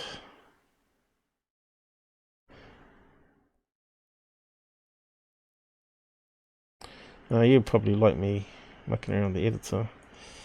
You'd like to see what I'm doing. Probably need a bigger brush still. Probably too big now.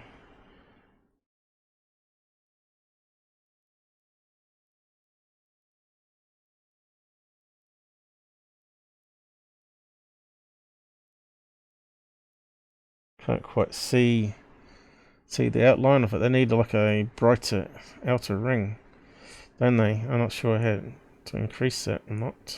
I don't think there's an option to do it. Probably chopped off some of it there. Let's go back somewhere there.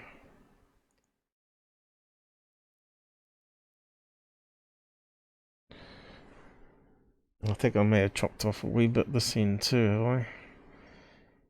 It doesn't look proportional anymore. Probably have to go back, build it up again. Yeah, I did.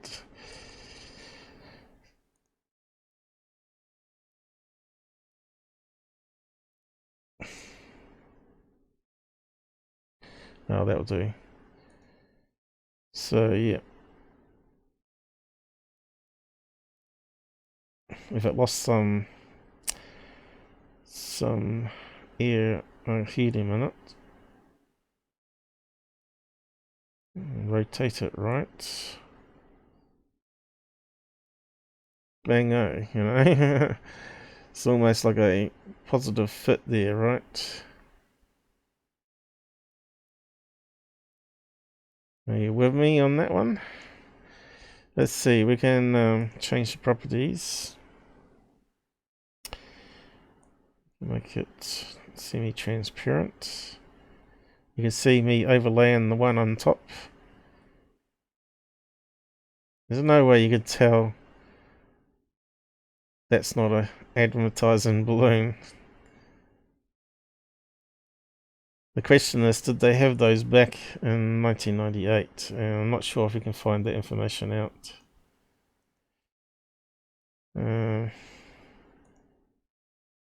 What year was that one? And they did that picture.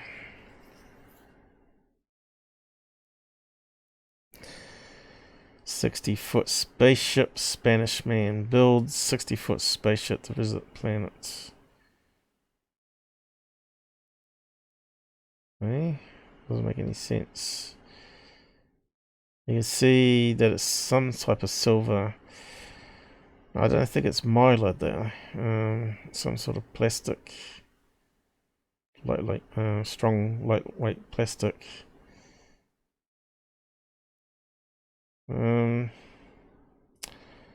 What year was that? So is that picture what he built? Because it looks like a balloon. Doesn't sound like the picture's related. It says picture gallery there. So when was that article? Where's the year number on it? I don't see a year. Oh, up here. So that's 2018. So we don't want to go back. I suppose what I can do is do a search and limit the range. Let's see, time. Where's custom? Hasn't got custom. Normally you can specify a year number.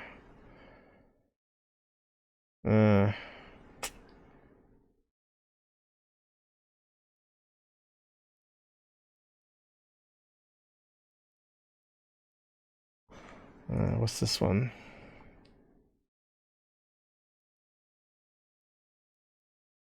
Is that the same guy's video, or is it just another?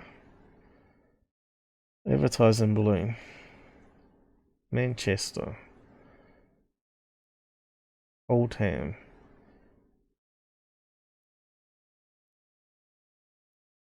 I'll just have a quick look at that one, I suppose.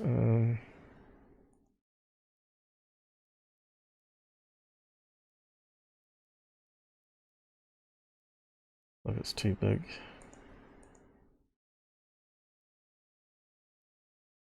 Is it playing? Can't see it playing.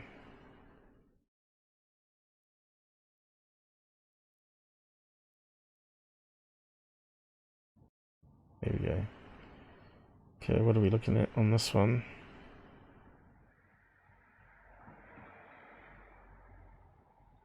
That one's on a permanent angle there, like it's anchored to something. What is it though?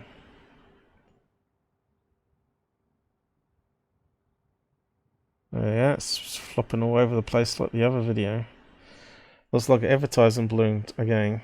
Yeah, right, a UFO one. Looks comparable to the other video.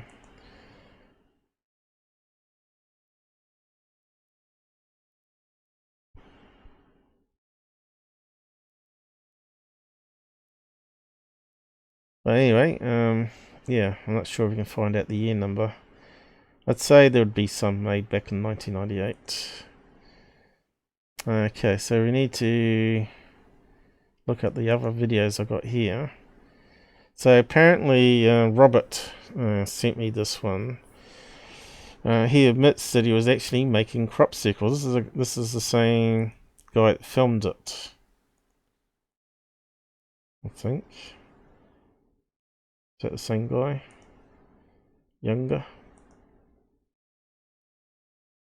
It looks like the same shaped head. What's his name? Circle Makers, Rob Dixon. A documentary by Matthew Williams.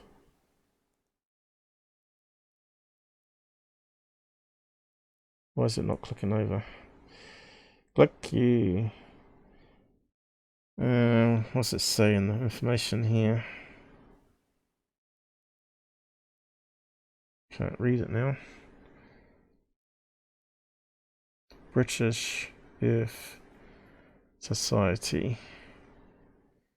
Shaky original. Was even see object properly, but this stabilization has now helped to improve it.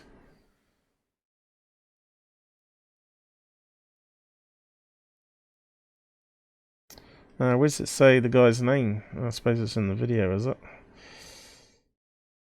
Where does it say?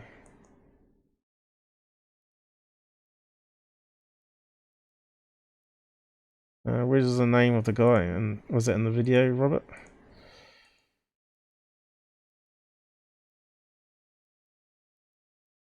Could confirm for us the object was not added in later. Given those clues, I'm convinced that this object... Yeah, because it wasn't added in later. We know that already.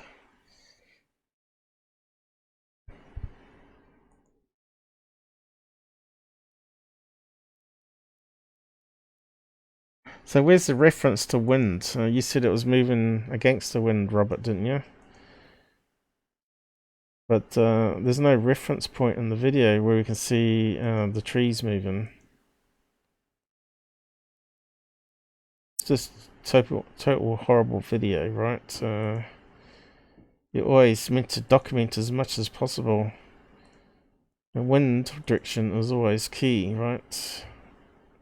So this is the stabilized version. It's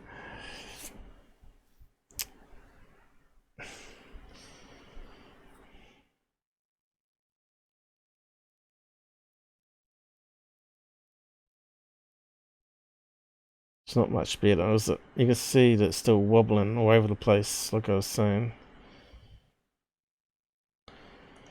But yeah, if he's a known crop circle maker, how can you trust him that he wasn't actually hoaxing that with a advertising balloon?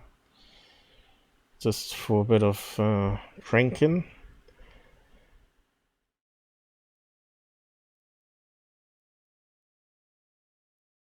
What else was there on that?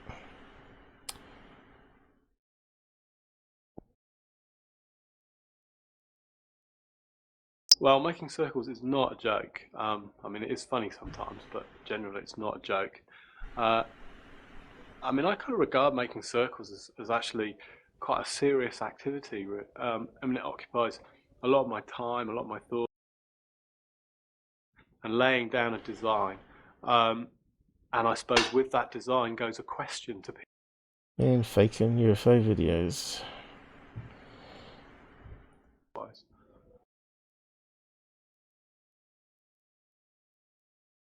That we were witnessed. And they've inspired me to go on and do other things as well. So I've also made another series of artworks based on. So what was that flying past there, a bird? Absolutely. I just saw something fly over the field there. After that time I started. Because often they talk about UFOs making the crop circle. Occasions journalists. And these are mainly flashes of light, a ball of light and a column of. There's something there. But it's a bit hard to see it. Wasn't that, didn't someone CGI and fake it? I can't remember, there was something about that particular. Well. See, that could easily be just another Milo balloon, right? Balloon in the wind. And they've inspired me to go on and do other things as well. So I've also made another series of artworks based on those experiences. Oh, here we go. There was something moving across here. Thing, but they pan away from it. Seems genuinely anomalous, and that's really set the tone. Anyway, if you want to go and watch that, you can. I'll give you the links. Which was in 1991. Since that time, I've had. Okay, so just copy it.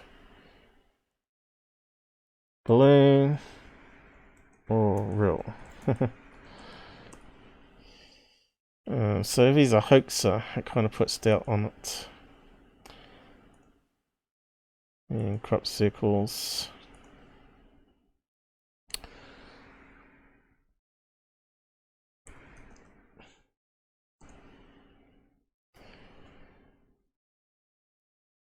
And what else we got? So what did Robert say? That's Rod Dickinson. He sent that video up himself. Okay. I think it's a hoax. I think he's hoaxed it with advertising balloon, or made up a similar type of balloon back in the 1990s. Okay. And of course, if we go back to this other one where I debunked UFON, claiming that the Mexican one was possibly real, which I disproved, and also the other one that he said was a real UFO and couldn't possibly be a advertising balloon when it actually was an advertising balloon, is this video here. It's on a live 2:30, and we'll just compare it to what we just saw in that video again. I'm just trying to work out what the location was.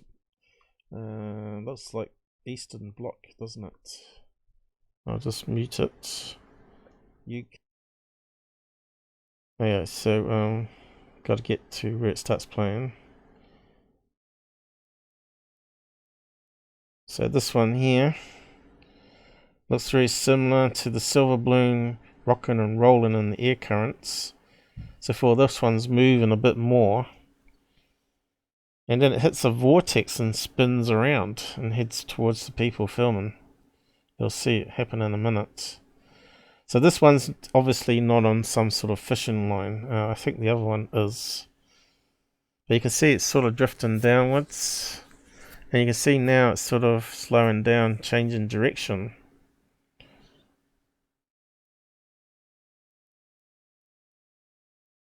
And this one zooms in a bit more.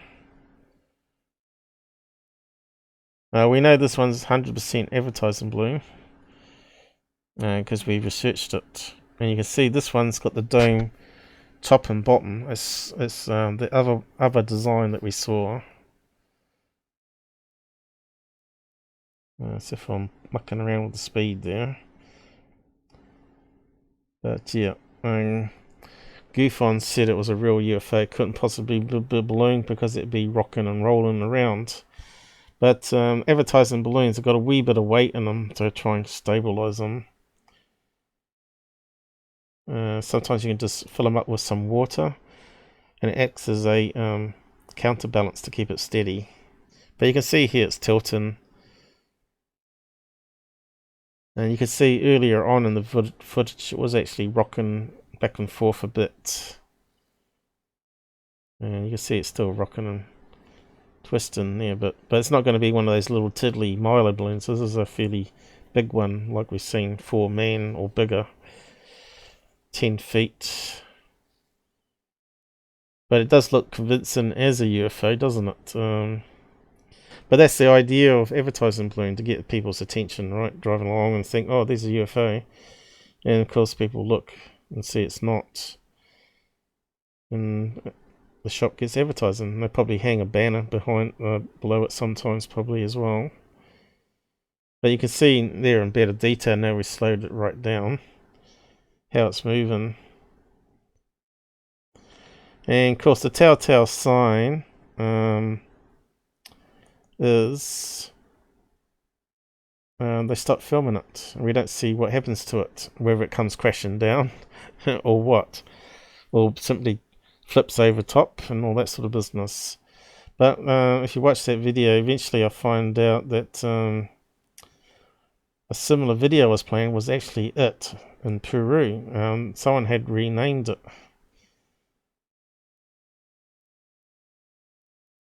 Somewhere in this episode.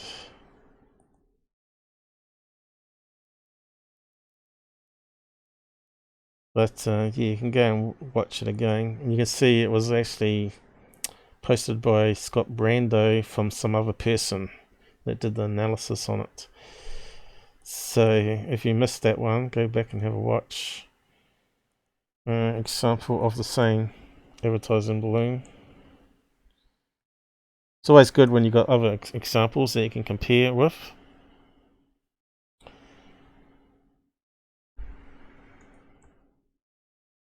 Hopefully I've done it correctly there.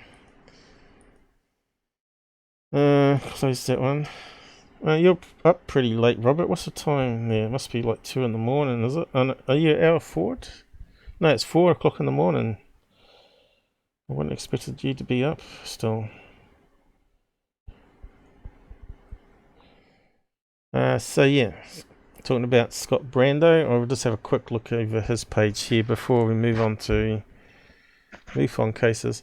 I've got some other tabs for debunking Greer's movie, so hopefully I can work on that sometime tonight and tomorrow and have it ready for the weekend. But I've got some together already, so we can do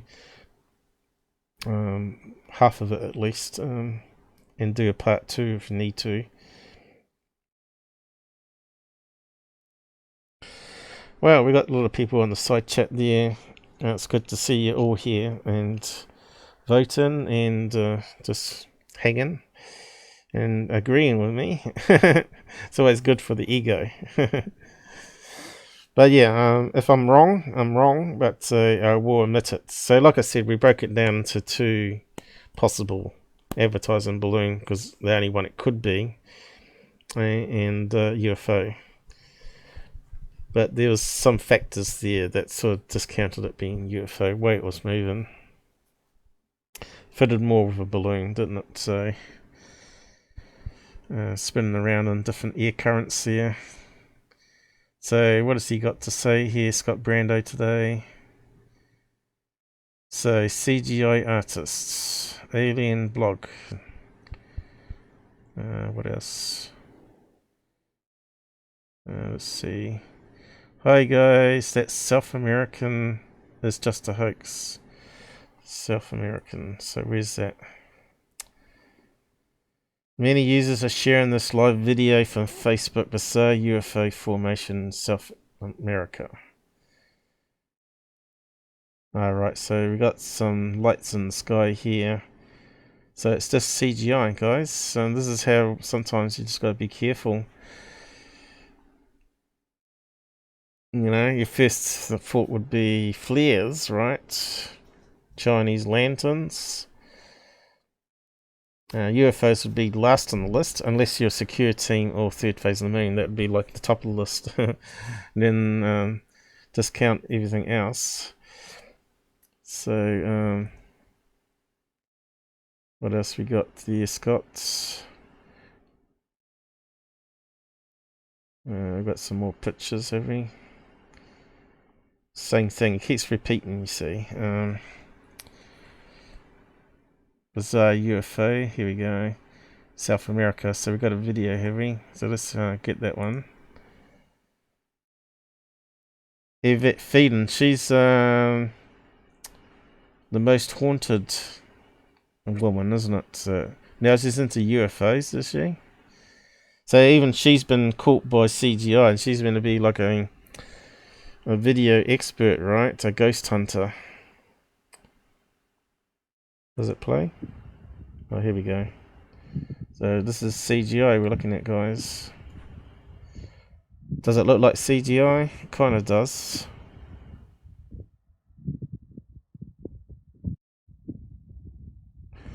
I suppose she thought they were ghost orbs or something like that. So it's kind of repeating. Not much of a frame there. So yeah, it's a bit hard to tell, but CGI they reckon, because the artist has admitted to it, according to UFOofinterest here.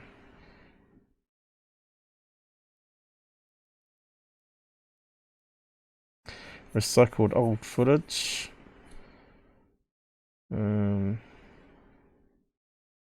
Again. But who did the CGI though? Nope, those objects were synchronized drones during a light show. So is that a different video? Let's have a look at that one. 75, and this is over the sky right now. So how do we know that's not CGI though? You see how good CGI is compared to lights, and there's a bunch of people a drone display. What the fuck? It's very hard to see on though. They're changing colors? Yeah, but what is it? think I remember seeing that a year ago, that footage. Is it recycling again?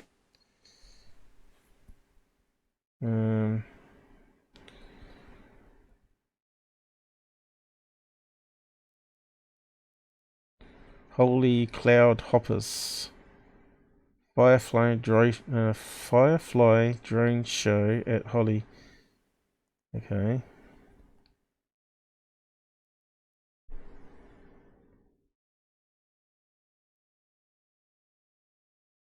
Fleet of UFOs over Grange Hill. That was a TV's kids show, wasn't it, in the UK? I used to watch it after school. Those flying objects are synchronized drones. Facebook flying drone. Article here. Okay. And let's see what article it is. Over 1-75. What's that mean? 75 of them? Or is that I-75? Sounds like a road. How do I get rid of that shit advertising down there? Oh, we can do it that way. Is it?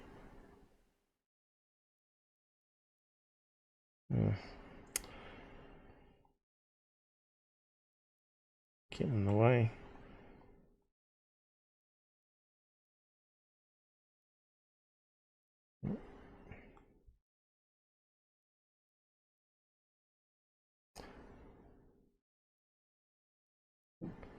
So it looks like the woman in that video is talking about it here.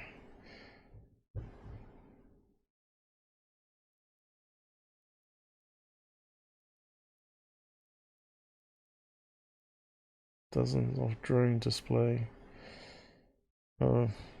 Advertising. So there's not actually any pictures of the drones then. Pretty useless article. Okay, what else we got? Their Facebook page for the corporation. There we go. Here's what the mystery lights in the sky over I-75. I-75 is a road. I thought it was 1-75. Thank you for the show. We've got some more pictures that I've done. I wonder if we're allowed to play it. It's probably an ad. That's pretty good for a drone, isn't it? Looks pretty cool. Looks like almost like it's computer made on graphics card, right?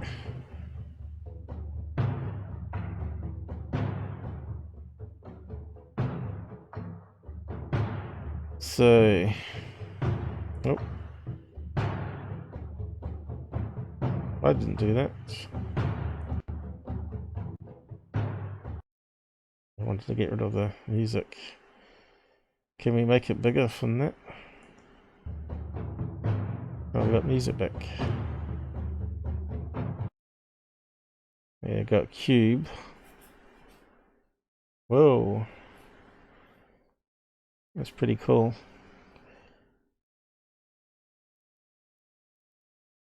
No, we don't get anything like that in New Zealand. Wow, that's pretty good. Pong, the Pong gang. That's just amazing what they can do now.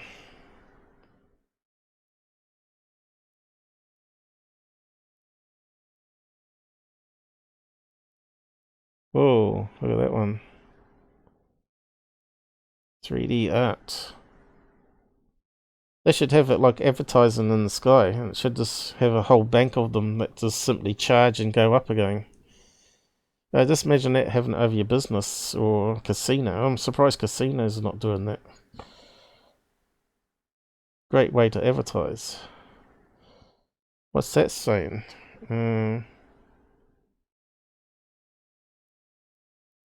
What's that meant to be? Free hands. Great way to advertise, isn't it?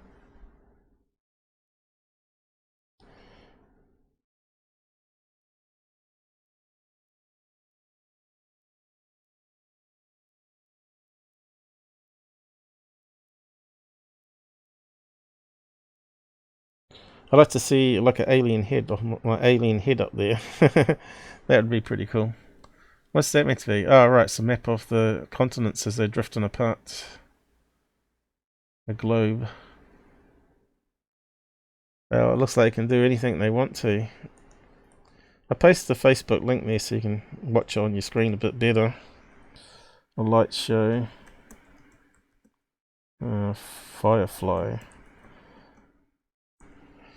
Go and check out their channel. Back to UFO interest. What else we got here?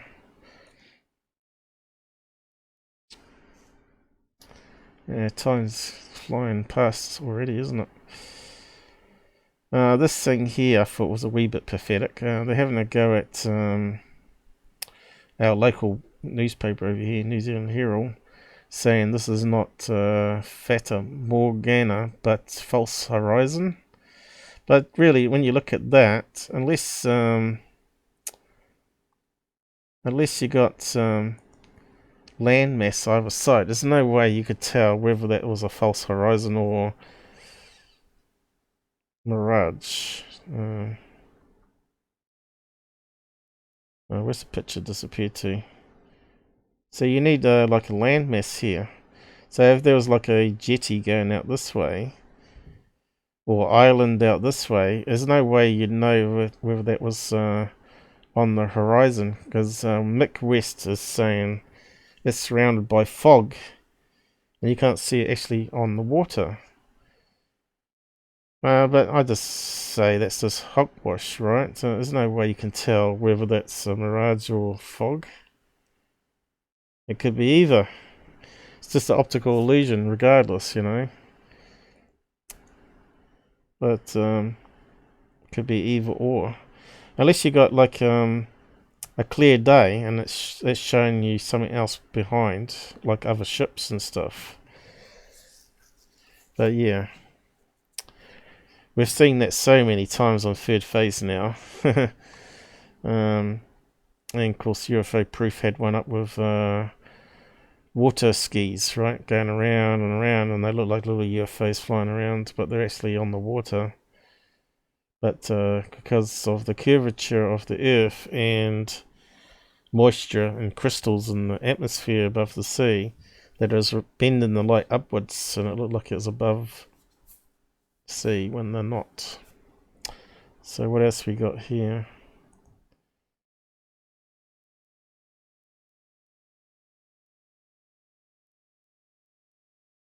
Front page. What's that got to do with it? Alright, so Pentagon are meant to be doing something at the moment, aren't they? Dr. Greer, the point of the Pentagon and mainstream media re-releasing the Tic Tac videos, etc., is to attach the alien threat narrative to the UFO topic. Because these are Mr. Space Brothers, right? This man is desperate, is what Scott Brando's saying. We've got back to this old advertising balloon again. Except for this one's a sphere, not a UFO.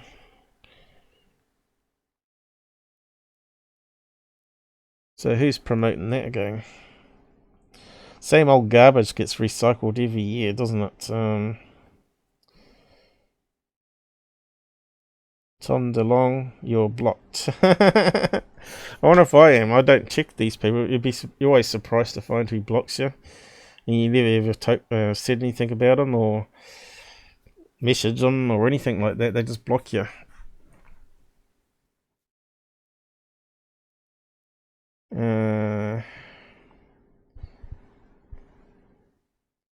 CGI expert.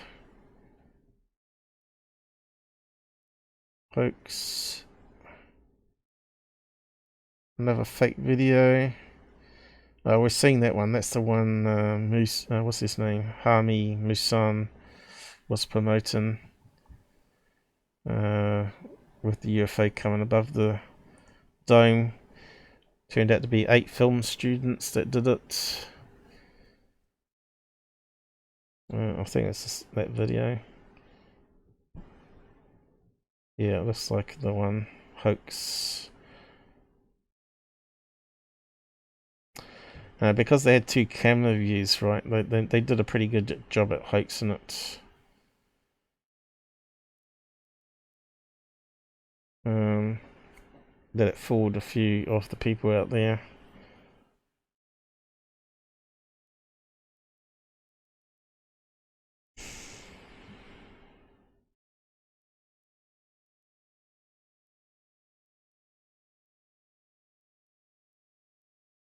You notice how the background went out of focus?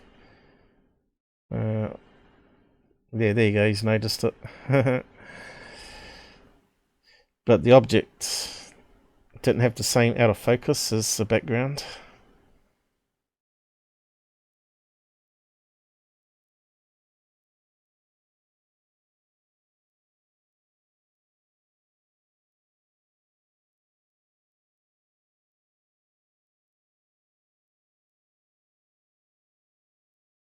Okay. I think the proof was when the people admitted that they faked it. I think that's probably it, and they were part of a film class at university.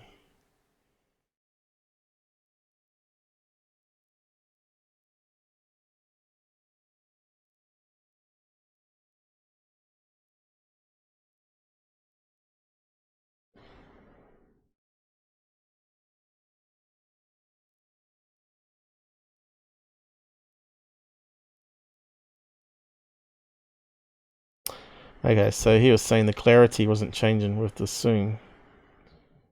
But also you noticed that it was out of focus there for a split second.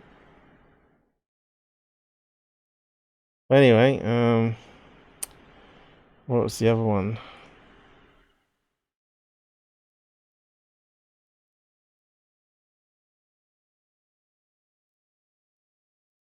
Alright. Same one. Is that doing the rounds again, is it? Is that what he's saying? Probably Hamey promoting it again.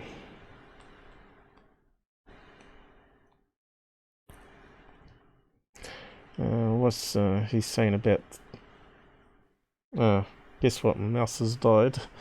I'm gonna have to change the battery. Hang on. I'll just reach over.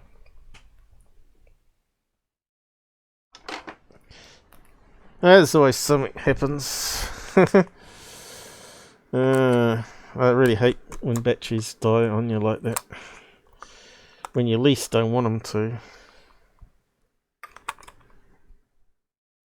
Okay. Always got a backup plan.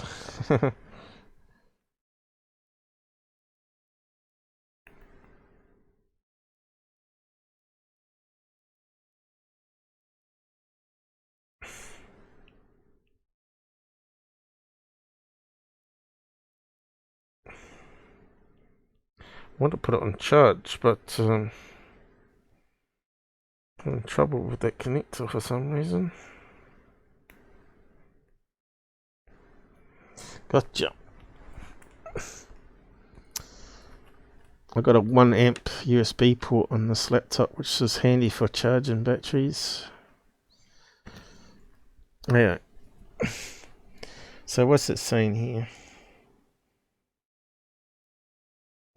That reminds me of one of my first tweets about this awesome Pentagon Navy story and some people involved in this saga.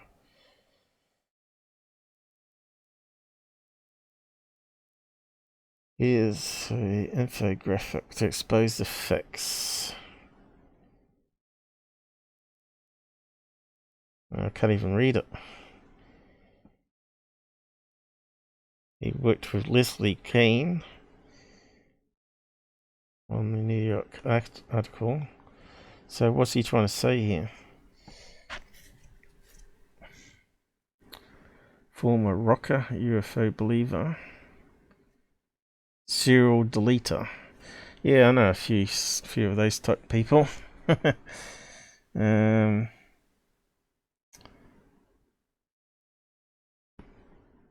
They're the worst kind, I think. Worst kind of people that delete. Especially negative comments. instead of just replying to him. Experts were fooled by a bug. So yeah, I'm not too sure what he's trying to say there. UFO interest is a wee bit cryptic. He doesn't break it down to lay terms at all.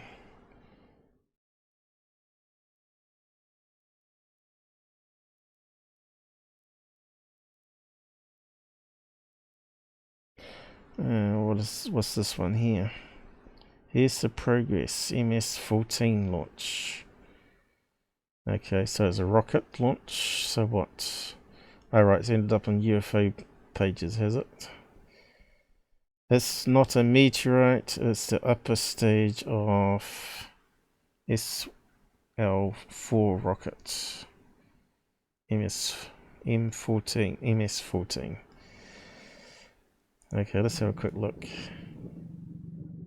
Didn't we say that one last time was a rocket? I think I said it was.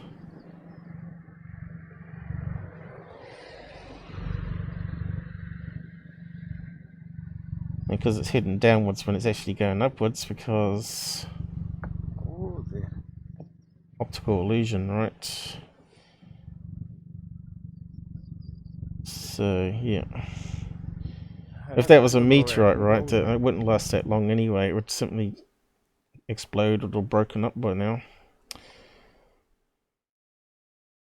What's this one here?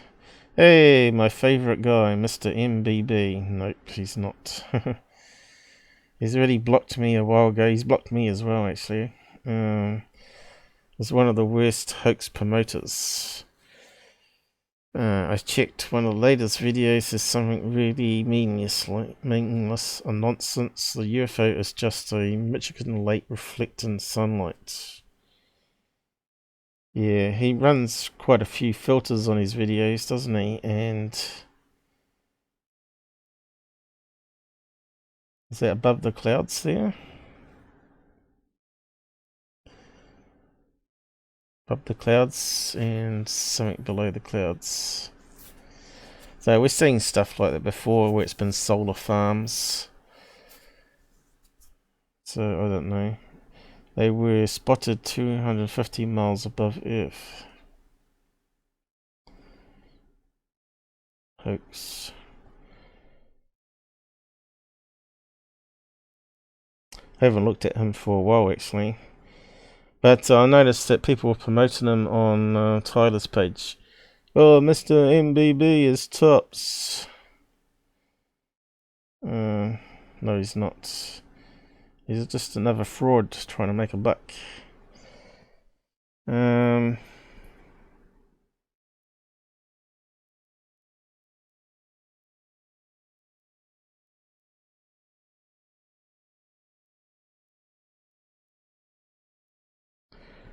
Declassified. Speaking of which, I've actually got some extra things I put onto my control panel here. I've now got cover up. Should come up. Let's have a look. There you go. Now I can overlay cover up and band over top of stuff. And I got another one to cover ups. Yeah, UFO cover ups. So I've added those extra ones on. And I got this one when Robert's fighting for me called Cat Lasers. So I got that one added onto it too. There you go. Boom, boom, boom. So watch out, Robert. When he's having a go at me, I'll bring that up.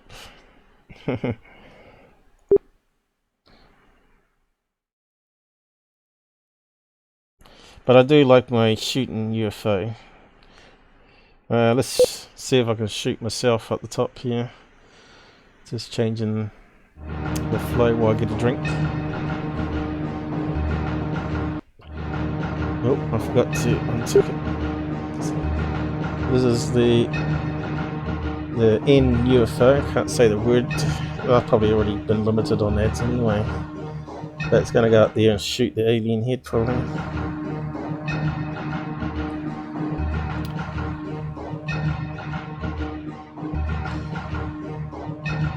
The Bratzy UFO.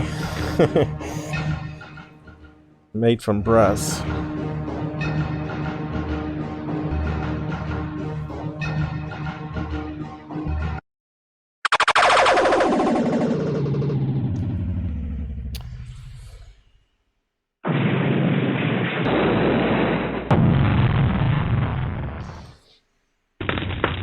It's not in quite the right place, but does the job. So yeah, it's good to see that it was all working. So declassified. What else we got? I was going to close that down there.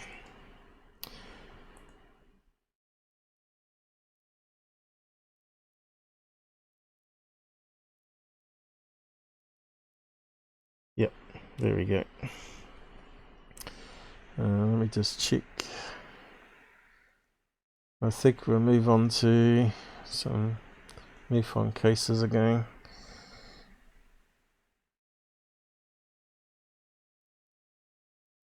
Yeah, it's a bit strange the subs dropped when I got a new sub. It doesn't make any sense whatsoever.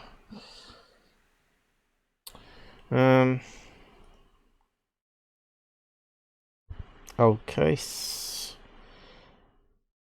Police post strange UFO thunderstorm.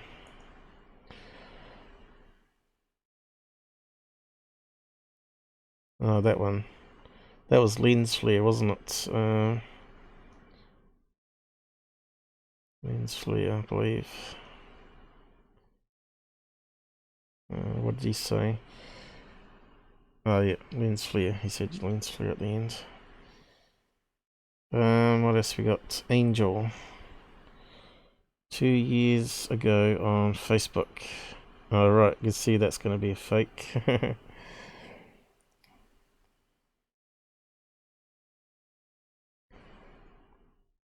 They didn't used to have this big banner up the top here though, did they?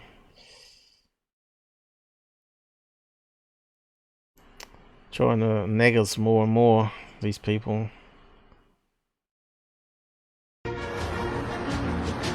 Oh, music. Oh yeah, it looks so real.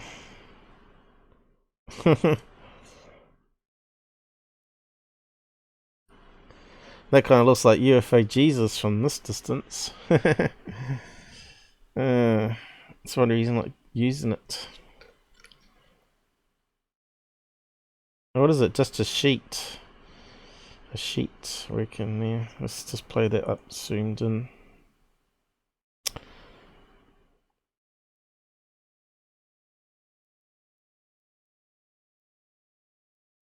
Oh, where's it disappear to?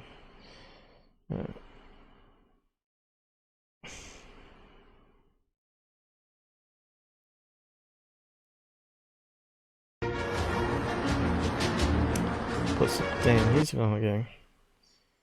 It's just a sheet, is it?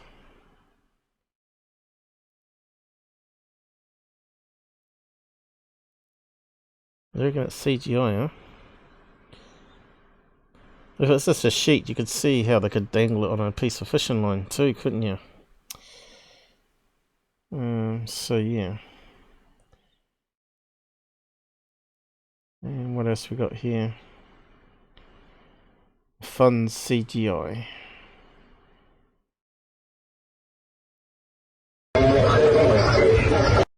Oh yeah. War of the Worlds. What's that one? Exposed a year ago. Recycled old fake. Oh yeah, we just watched that. Like I said, it keeps repeating things. Facts about UFO, nope, just facts, fake videos. Okay, what else we got?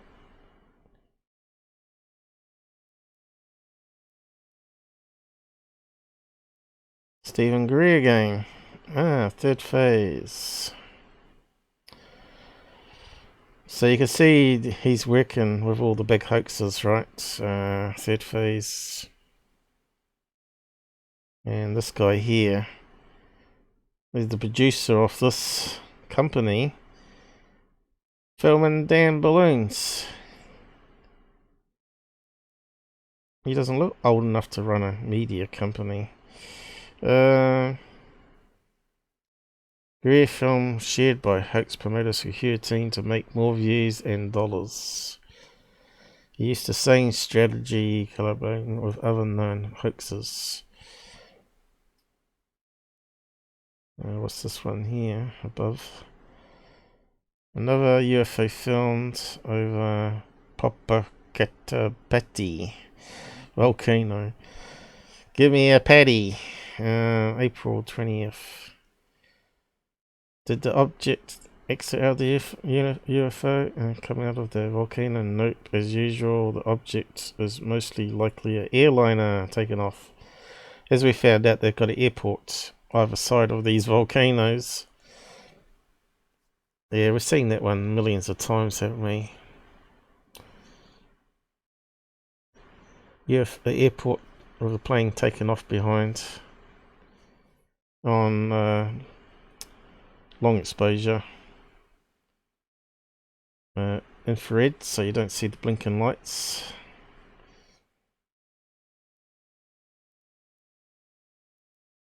Well, that's him done, I guess. There wasn't really much there, was there? Apart from obvious things.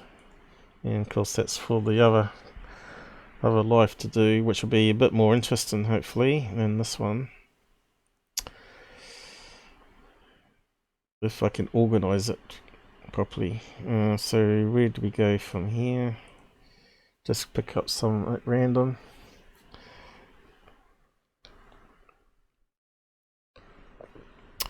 Robert's off. Good night, Robert.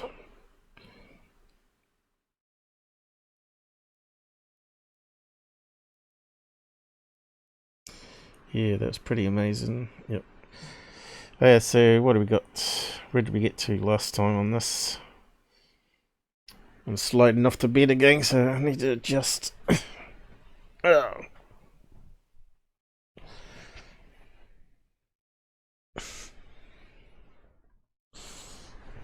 As my arm goes to sleep on me as well. Hey, we got a bird one. A pigeon. Now, you remember the early Tyler one where you had a pigeon on a cable but you couldn't see the legs? And he was saying it was a UFO. That was hilarious. What's that saying?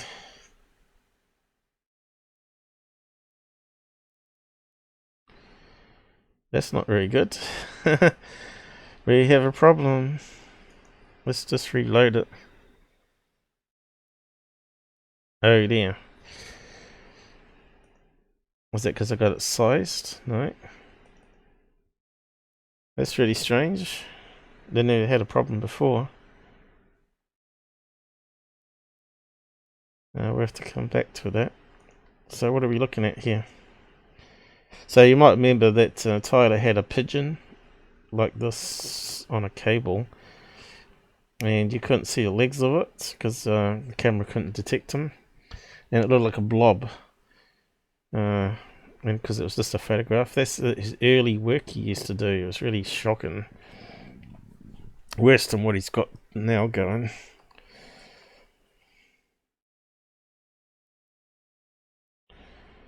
Looks like another bird in the background appearing here, is it?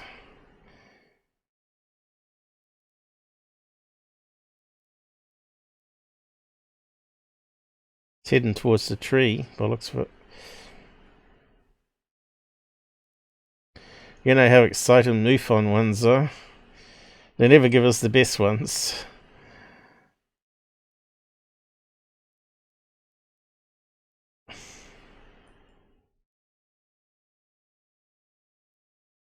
Blurphos, it's very common on MUFON.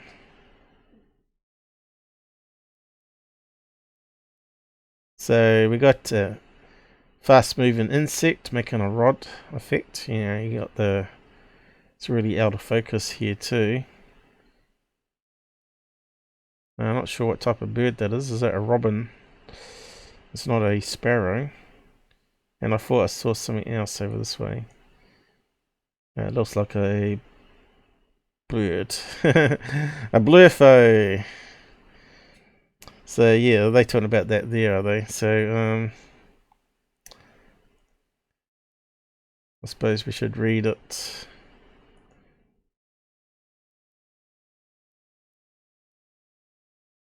Sometimes there's two objects in it, so you got to be careful.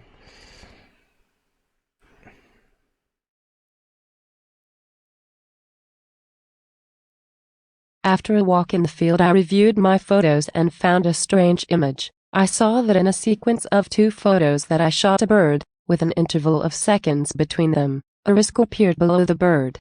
I used my photo editing program to see if it was dirt on the lens, and I came across this strange object, entering or leaving a dark spot just behind, or in front of, it. I have the files in RAW if you like to check. Sorry for the text, but I don't write in English, and I used the Google Translator. So straight away it sounds like they didn't see it with their own eyes. The camera picked it up. It's going to be an insect, isn't it? Flying in front or behind the bird. But I only saw one. Did he say it was below it? Between them. Shot a bird with a interval of 2 seconds between a risk. What's the risk appeared below the bird? Well, I don't think there was anything below the bird, but there could be. Oh yeah, it was below the bird, isn't it? That thing there. There you can see it's a rod. You can see here it's got that sort of thing. We can enhance it to see it better if you want to. Pretty boring though.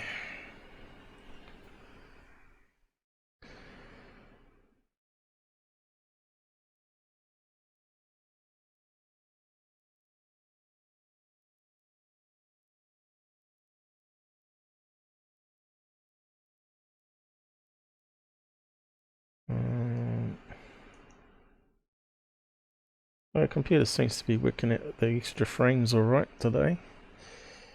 I'm quite impressed. And we got the alien head also doing some extra processing, so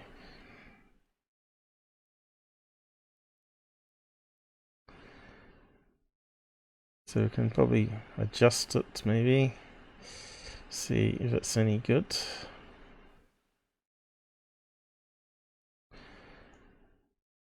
Brightness, default one. So now you can start to see the rod shape. The weavy pattern that you get. Which is to do with rolling shutter. Let's see, he's got it portrait by the looks of it. So it's going to go left to right. So the insect's moving obviously in that direction. Going left to right. So it picks up the first part of the insect here, but the time it's going to process the next one, the fly's moved, or the whatever it is, insect has moved, and its wings have changed to different locations. So now it's upwards. So it's appeared there, and then it moves in front of the scan line here, and you get the other wing down below now. So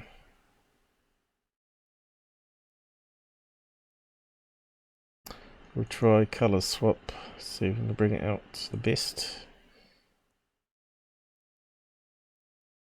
This one always makes it CPU intense.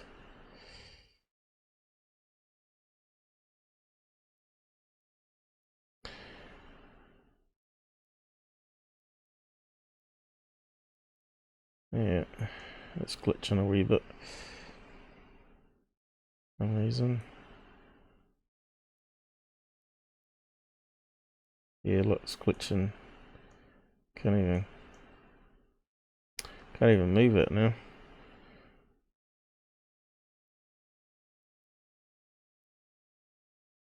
I wonder if it glitches because I'm over top of the picture. Let me just move it over a bit. One day they might be able to fix this program. Alright. Yeah, this one always gets it. Color swap. Let's just I spoke too soon about the speed. I can't get the fine movement on here. I'm not sure where to go when it's like this. Yet it only says I'm on 40% CPU here, which is obviously lies. It's got to be a conflict with the GPU in that case. No. Let me just cancel that sucker. Now let's get rid of that. I'm not too sure what causes it. But yeah, everything's gone slow on it now.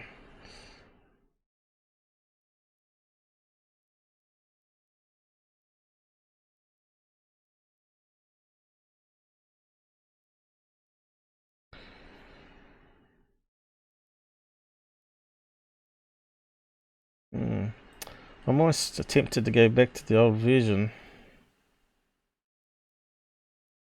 See if I can get around this problem. I mean, version that's a year old, because I don't think I had this problem with the really old version. Gonna have to look into it, I think. Can't have this. We can't actually be productive when we've got this problem.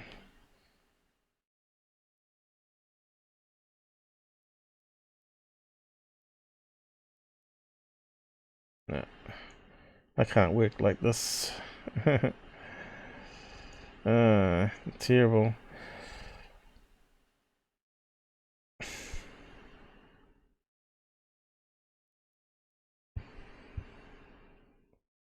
What can I do? Maybe if I minimize that.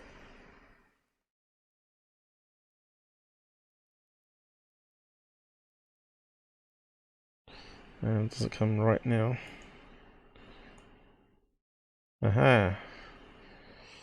So if I minimize it on the first screen, it's less processing. Oh, there we go. So we can start to see that wavy pattern happening off the wings of the insect, right? So if you start classic rod, you know, on slow shutter. So if you draw a line,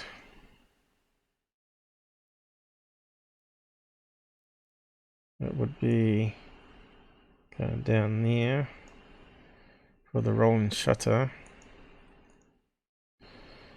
and then it would be somewhere there for the next scan, so it does it in blocks. So it picks up the insect here, and it started processing that with motion blur, but by then it's processed that the insect's already moved to this location here, and it started scanning down, so it catches part of the insect there, and time it's finished the next scan, it's caught up with the insect, and of course the insect didn't get into the next one, so it doesn't appear in the next frames. So that's how roll and shutter work. So it goes from here, that direction, and if it was portrait it would be top to bottom, okay, this direction. And if you get the insect going this way, it's less likely to get the rod effect. So yep, that'll be the easy one to close for MUFON. So yeah, I was trying to do too much on both screens at the same time for the slowdown there. Kind of weird. But at least we got around it, figured it out.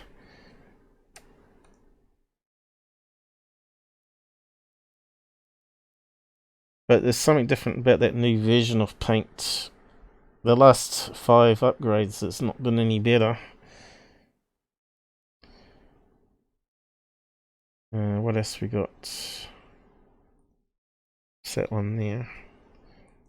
NASA. So someone's been looking at NASA feed, right?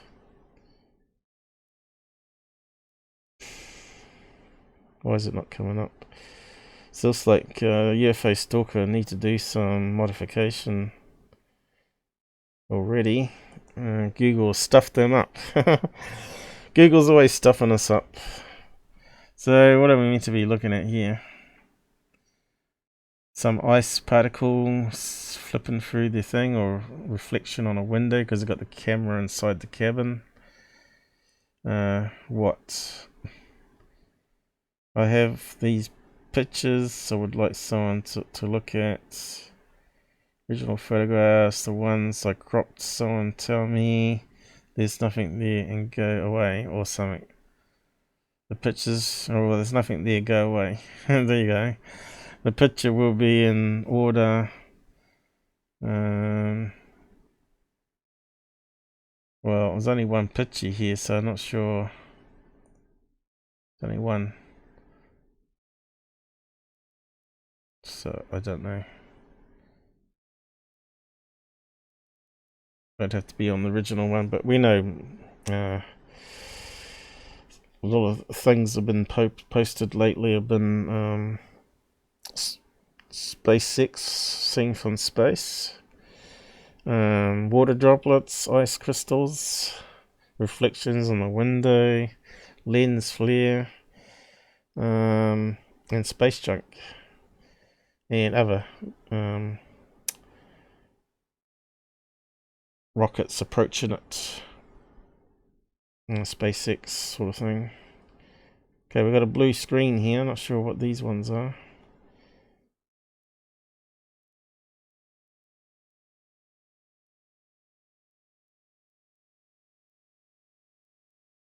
High winds around. Object moved from east to west in the vicinity of the local Prescott Airport. I took about 90 minutes to move about 25 miles. So I don't know.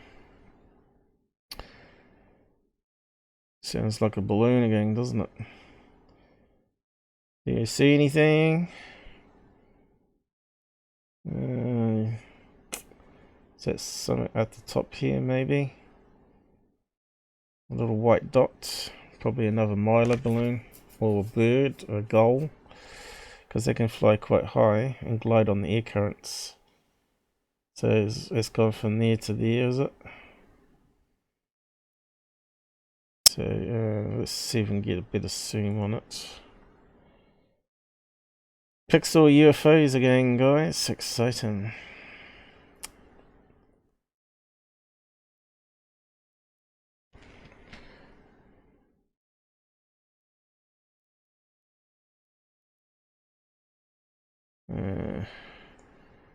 Again, could be a bird that's banking. It could be a balloon. Is it a weather balloon that's on a fair distance, maybe?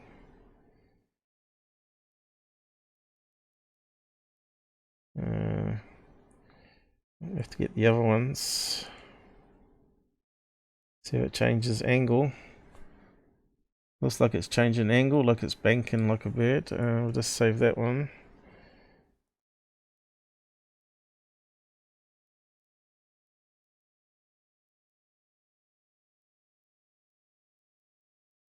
Again, it's no joke. We're talking about pixels here, you know.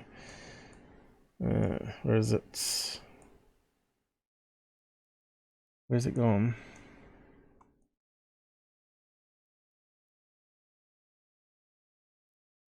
Why can't I see it now? There it is. We have to do a zoom of a zoom just to be able to see it. Okay.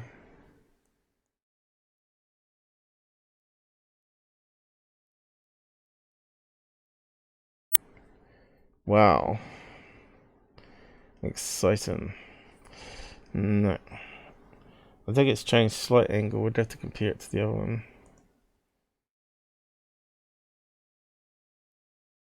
Yeah, that one's more vertical, where the other one's started to go in this direction. It's got to be a seagull, isn't it? What's that one? Looks like a cropped version. There it is there. So we've only got 2 pictures, is it? Maybe 3. 1, 2, 3, plus the one that's cropped it. So where is it in the first one? At the top, I think. I think it's a seagull.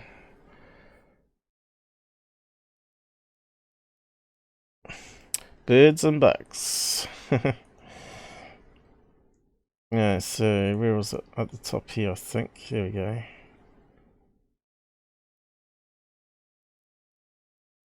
So has he moved the camera, you know, and it's ended up down in the middle? That's what it looks like, doesn't it? So he's taken one, moved it, moved the position on the camera so it's further down here. We'll stick it through the editor. Which one though? Let's see if this plays up. I got the other screen minimized at the moment, so I can't watch what's going on at the same time. But it looks like it's working all right. Oh, we've had 74 people drop by today, according to the stats here. And they stayed around for 16 minutes average, it reckons. We'll see what the final stats say.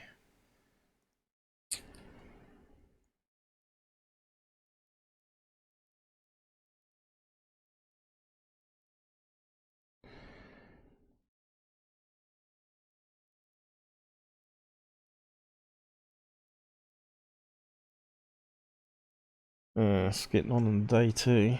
Probably have to wrap up soon. So yeah, it doesn't improve it much to what we were zooming in on, right?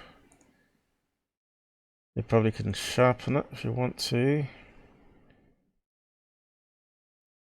But you can see it's kind of a whispery outline. That it kind of suggests that it's photo I should be getting. That it's something in motion. So you're getting a blurriness because it's moving. And the camera can't.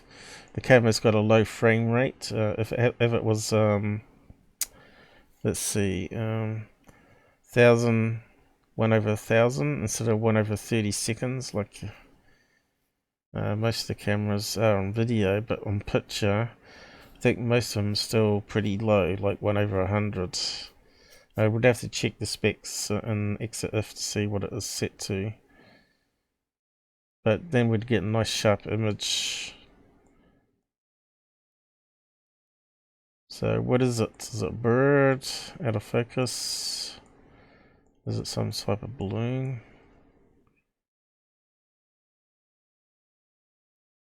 Could it be a hot air balloon? And you know you get those Coca-Cola ones which have a basket underneath. So you can see here that sharpening's not really helping much because we ain't got many pixels to work with. Pretty wasted time. But it did actually bring out some of it though, didn't it? Sort of brought out some details there. But it adds some artifacts as a problem, the sharpener. Let's try color swap. It doesn't really help as much either by getting rid of some of the blurriness, but you can see here it does look like it's got some wings and it's gliding on the side, banking on the side and heading towards us, and it's going to bend around, fly away.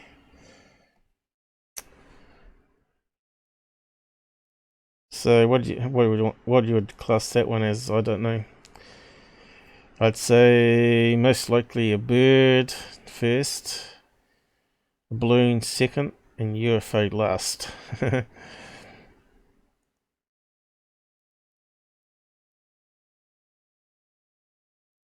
And let's see if we can find something a bit more interesting.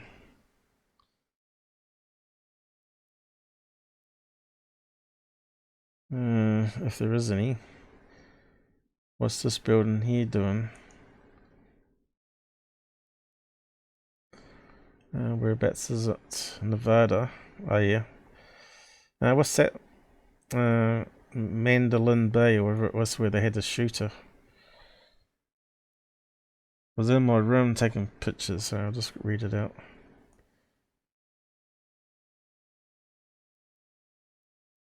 I was in my room taking pictures with my phone. There was no clouds in the sky. When I started looking through my pictures, I noticed something in one of them. The first 2 pictures are from a little before. And the last is the object. It's above the building with crane on right upper side. I honestly don't know what it is and just wondering your thoughts. If it's a cloud or possibly something else. Bird.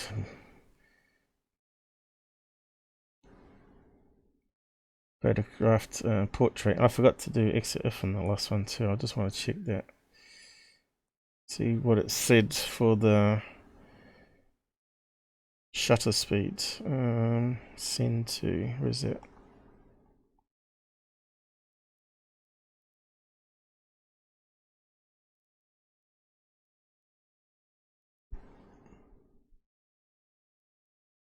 Another program we got to open up.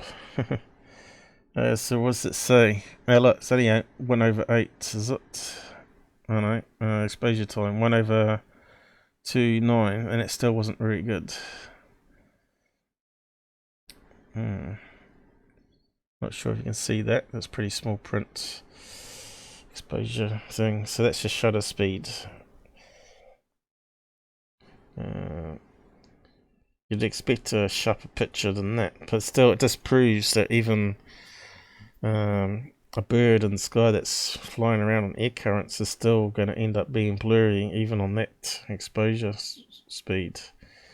Probably need like 1/8,000 before you start seeing the actual wings. But again, it's so far away from the camera. That's another thing it could be. It could be just simply a shopping bag, a white shopping bag that's blown up in the air currents. It could be something like that. They look like seagulls as well. And this one we just downloaded, didn't we? Let's just see. Did we download it? Did I save it? I can't remember what I did.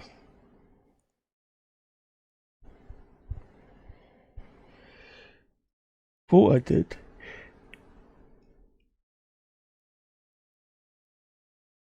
I couldn't have done. Okay, so what can we see in this one? A cloud, she reckons.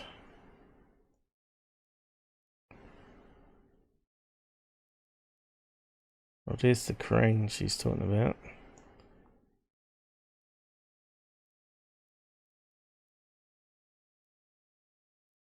Well, a concrete thing, pourer. So they're always building something new in Las Vegas, huh?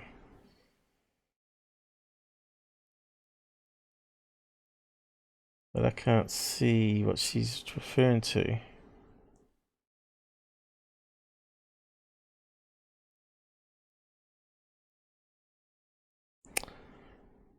Any ideas, guys? I don't know.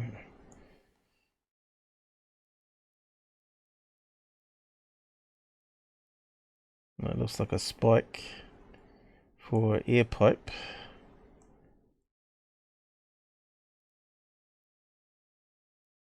It's a good, decent camera anyway. I wonder what that one is. Latest iPhone, was it? Is that the one? Yep. Oh, it's all blank. That's not good.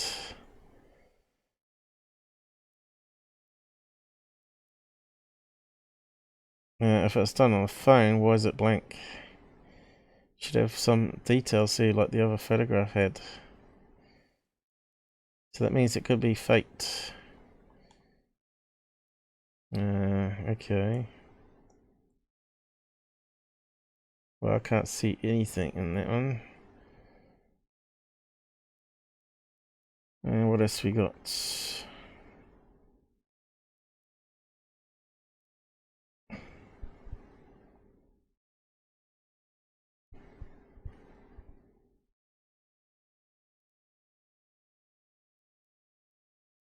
Sometimes it's hard to know if I've got a little black dot on the screen from dust or something, you know, because I always forget to wash it.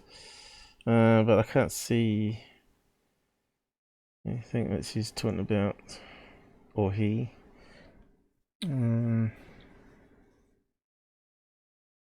clouds. Started looking through my pictures.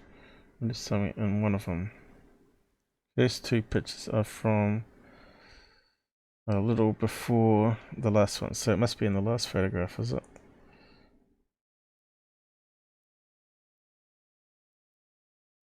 Ooh, out of focus. And he's going through a window, is he? Oh, here we go. Get a reflection. Bed. The other side of the windows, is it? What's that? Settee or couch or something, or chair? There we go. That's what we're looking for now, is it? So what are we looking at? Is it a reflection of the light in the room? How many of those do we get all the time? So it's a bit suspicious that the XF information has been wiped. So I think someone's trying to prank our legs here.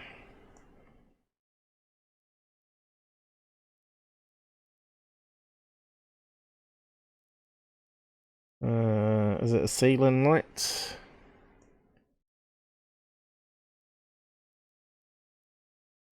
Or some speck on the window?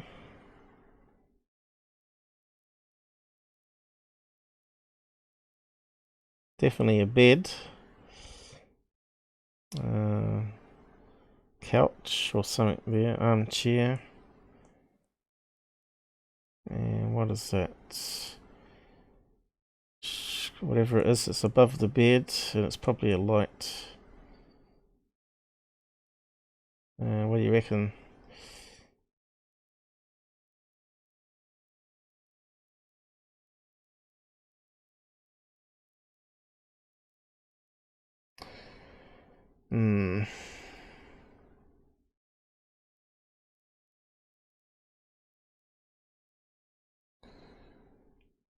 Doesn't look like a reflection though, that's the thing.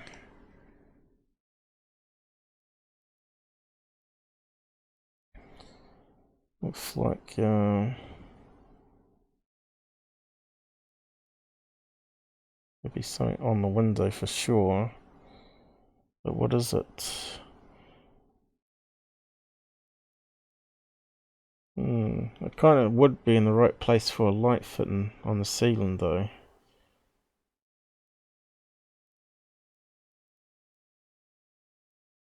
Yep. Because it's filmed through a window, right? Not of a balcony. So, could be anything.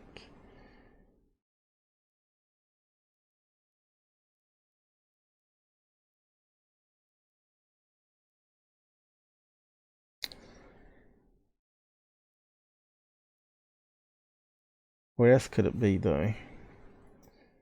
Could it be a reflection of something dangling above the bed? It's reflecting off the window.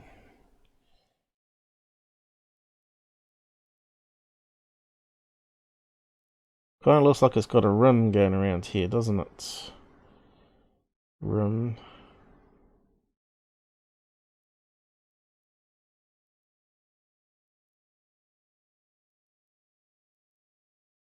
Well, let's run it through the editor anyway. It's got me wondering if it's a light or not. I don't think it's a UFO though. Is that the one?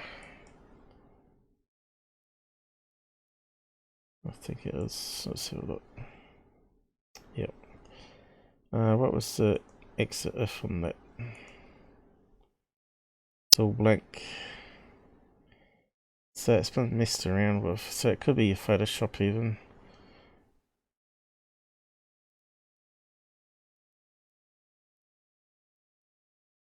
Or it might be just the way they transferred it from the phone.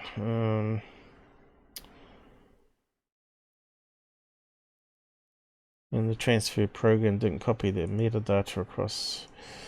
But, yeah. Normally you don't take these ones too seriously with no metadata because it just makes it a wee bit more suspect. Unless you got multiple witnesses, and best not to waste your time on ones without any metadata in. Because they get quite a few people trying to hoax MUFON all the time. What was I trying to do?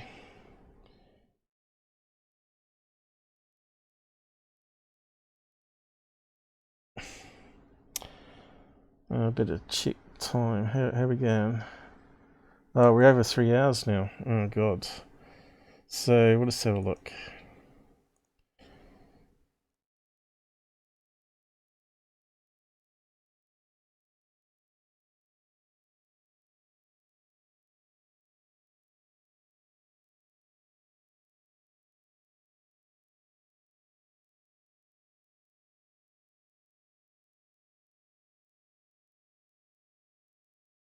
It's still playing up a bit.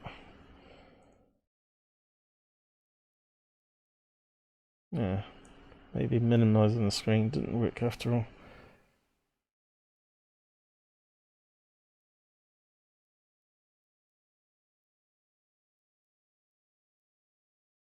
You can see that it's definitely got a rim going around it there.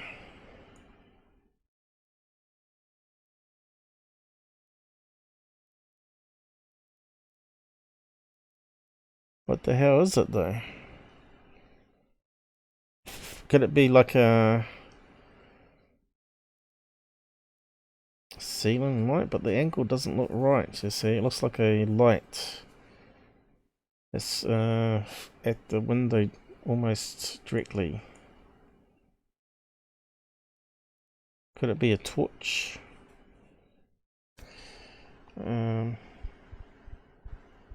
Can't see any cables or anything.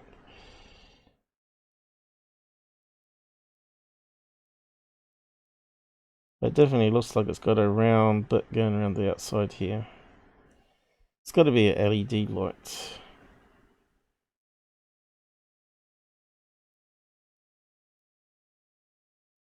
Anyway. He didn't see it with the eyes at the time, right? So it's got to be something behind him. Or she.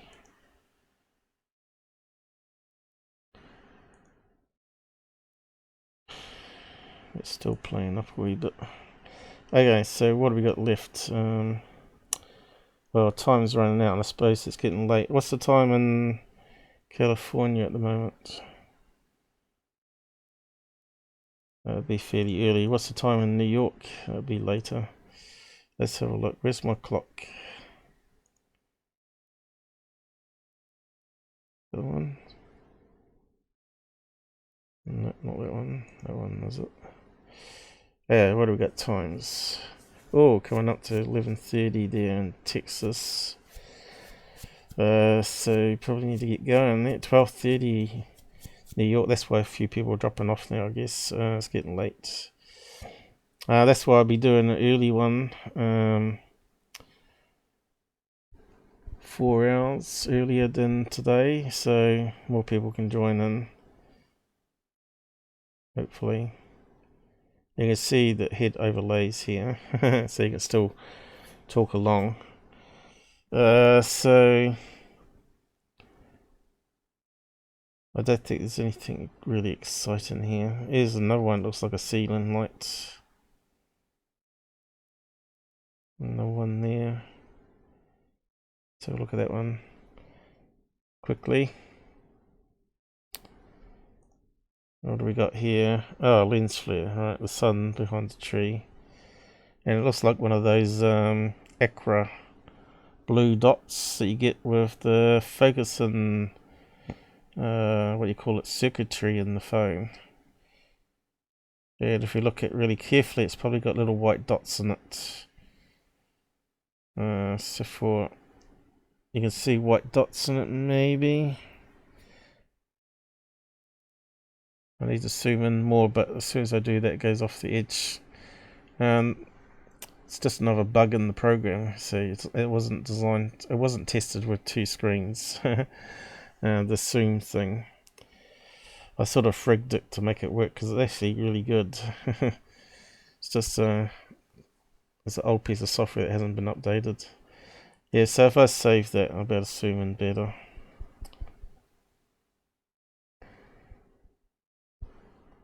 So another boring one again. Reflections, lens apparition, or sensor apparition, I should say.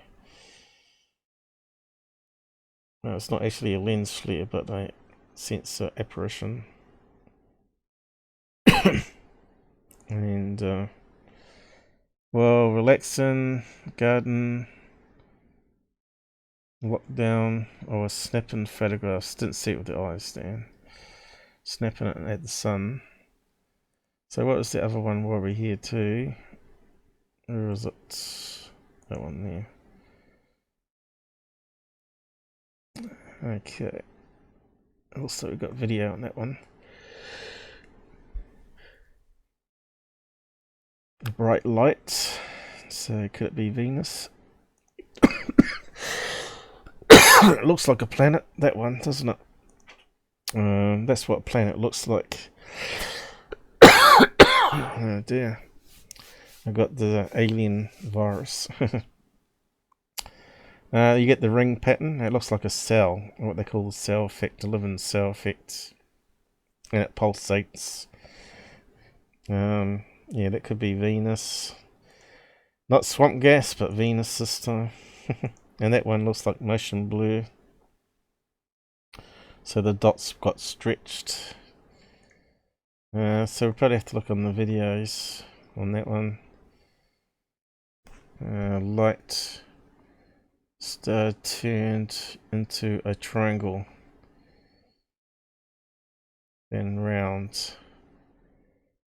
Going down in cigar shape. So probably looks, see, it's got some weird characters here straight away. It's a cut and paste job from somewhere. Highly suspect it's another hoax, right? 4 videos on it though. 3 lights in the sky. Could be anything. Let's download that while we look at the other one. And we'll wrap up for the day.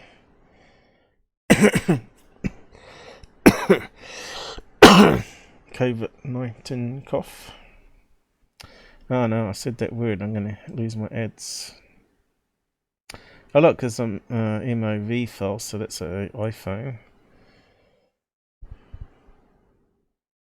See how long that takes down to load. And where's the other one? Is that the one?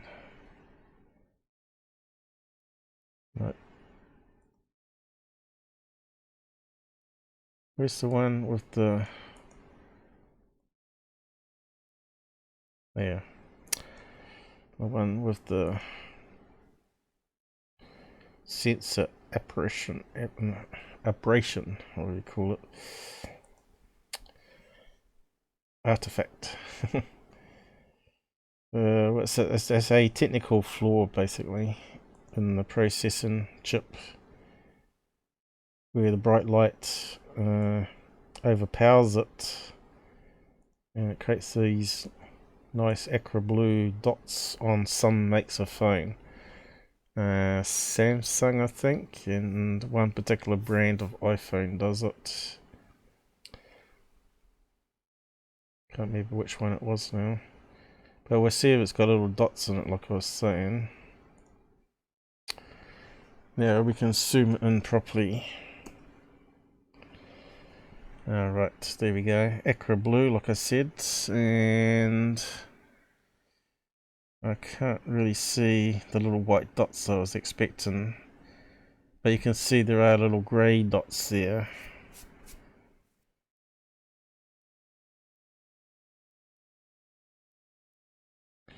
But that's all it is. It's a overloaded sensor due to the sun down here. And of course the glass lenses, because it reflects off the back of another lens, actually creates this looks like a smaller dot on another part of the image. So it's kind of like reflecting the light from here on a slightly different angle, puts it further on the picture on the back of the lens, so it's reflecting off, and then it's overloading the sensor at the same time. The autofocus sensor creates this strange looking dot. So that's all that is. A technical flaw. I'm supposed to close that down for the time being. Yeah, let's see if we can play this last thing for the day. And let's see what we think it is.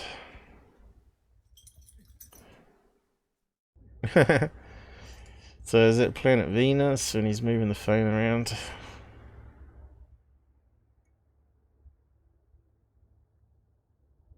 Is it simply a light reflecting off a window?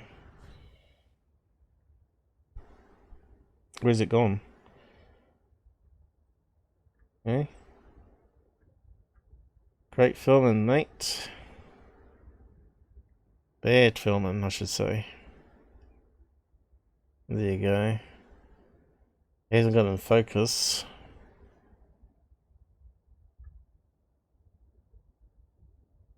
This guy's pulling a leg. Where's the triangle, mate?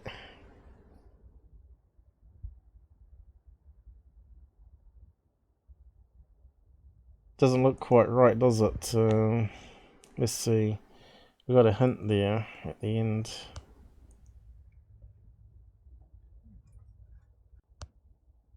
So where does it go to? I need to pause it. So what are we looking at here? It's inside the window, isn't it? Can we see? You can see reflections of him filming it. So let's take a snapshot of that. We've got bright light here, causing lens flare there, I think. So what are we looking at here?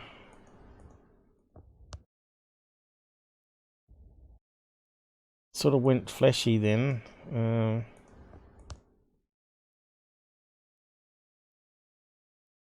That's the moon, isn't it?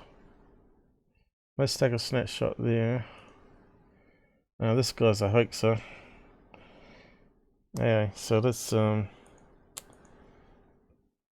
that one.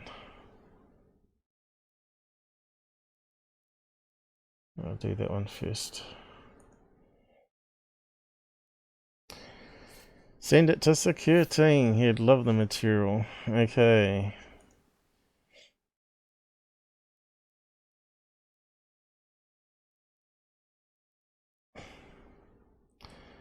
Hopefully it doesn't go wrong.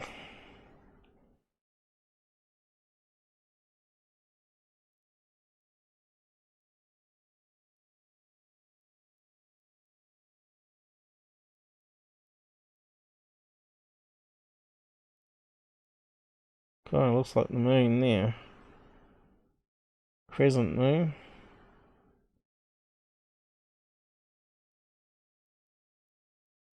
We got two lights at the brightest in the picture.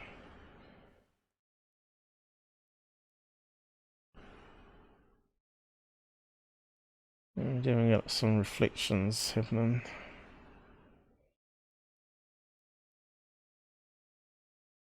It's a damn moon he's filming.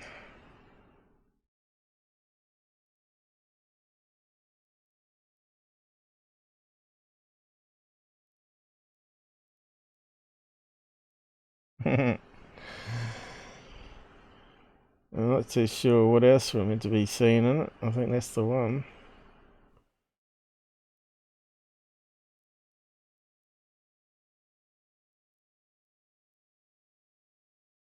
Okay. Let's have a look at the other one.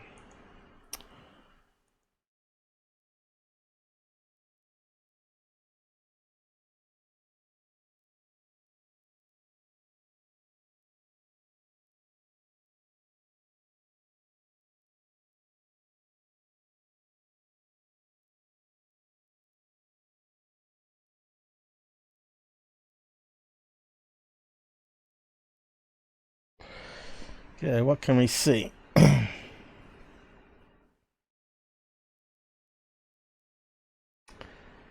looks more like the moon again. Lens flare from there, I think. Can see a tree now. Can't make out what that is there, but I think it might be a reflection.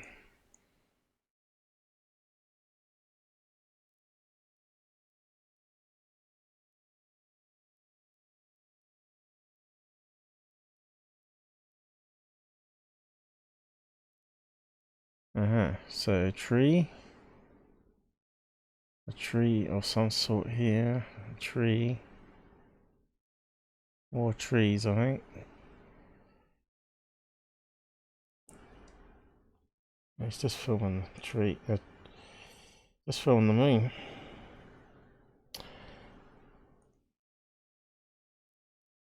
It's amazing you can't, you can't see that tree there, but the tree's there. And we know there's another tree here, and another tree over this way. So there's like 3 trees we can't see there. Moon, petrol station or something, street lights. We could probably even try this. I forgot about. That's not it. That one we want. And we want video fix. And turn that on. And play around with the saturation probably.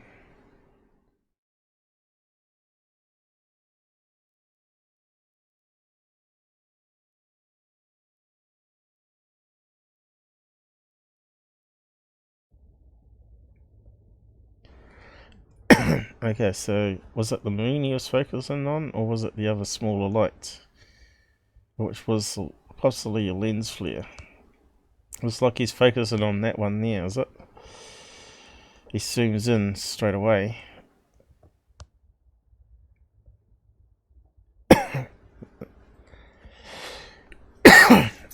Okay, is it a light in the background?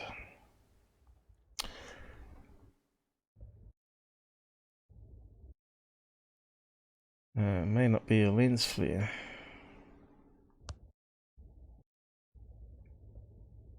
Can't see what's going down here.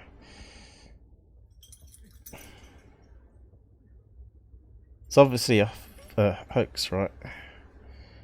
Filming it through glass.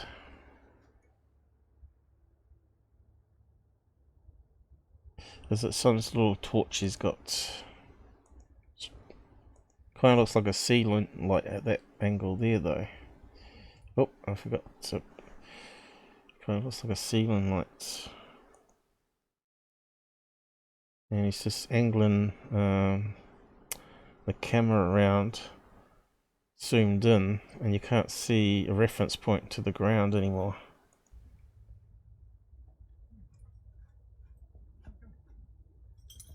Yes, I reckon it might be a ceiling light in the background.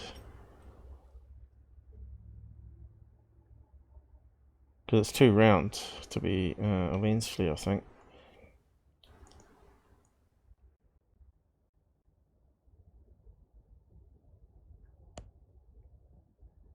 And he probably turns on some other lights to make a triangle, right?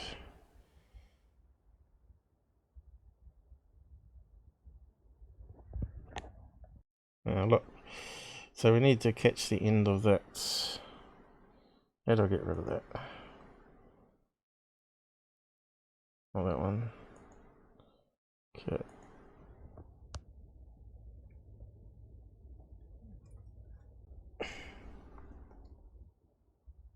Anyway, it should wrap up in a minute. Oh, that's the carpet.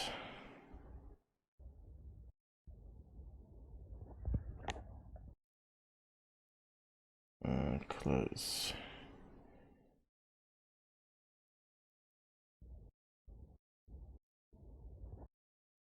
So which way has he got the phone rotated? So what are we looking in there? Can we step a frame? Looks like he's rotating the phone around. I won't go any further. Rotating it. Why won't you go any further? Oh, there you. Why has it stopped? I didn't tell it to close. Okay. It crashed because I was mucking around with it probably. Where's the video file going? Yeah, but it looked like he was rotating around at the end there, and you could see that it was definitely filming some light in the background through the reflection there. I think probably not the best to waste our time on it. I might just quickly download that last one there. See if it's any different. There we go, for time. 4:45, that's alright still. I have to go at 5. Save. So, yeah. Blur phase. Camera artifacts. And hoaxes. Yay for MUFON.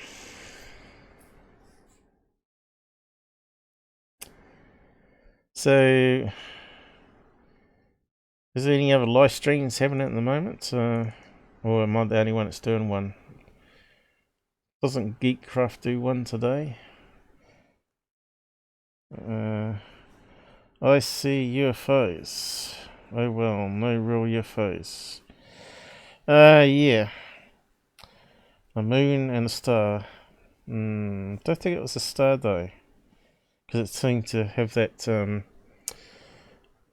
shape of the ceiling light that you get when you rotate it and it changes it into an oval shape.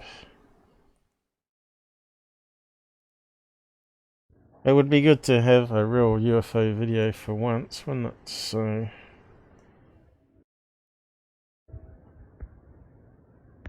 well, this one looks like it was a waste of time. Great filming, mate. Setting up the next hoax.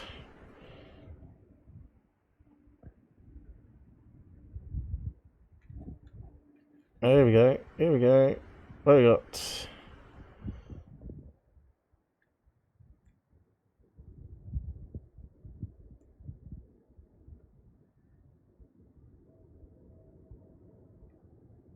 No reference point, of course. Hey, good filming. Now it's gone. Oh, here we go. Here we go. 2 of them. He's got 2 torches. It's probably a torch, right? Oh, he's got 2 lights on the wall. So that's meant to be the triangle bullshit, right? I don't know. Disappointing again. So yeah, I'll give you the link if you want to look at the other ones. It's up to you. Go on, Hoax Channel's put it up as a UFO. Go on, do you too. Anyway, the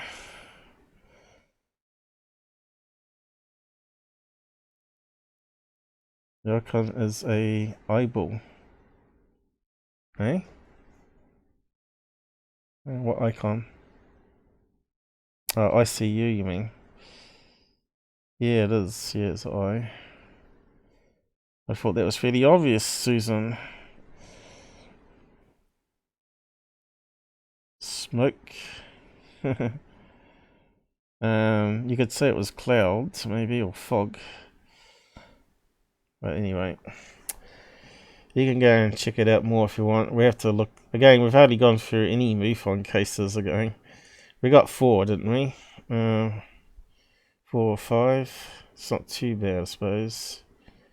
What's this one here? It looks like someone's drawn a UFO. What's it? It's 2009 sighting. Oh, it looks like a tattoo.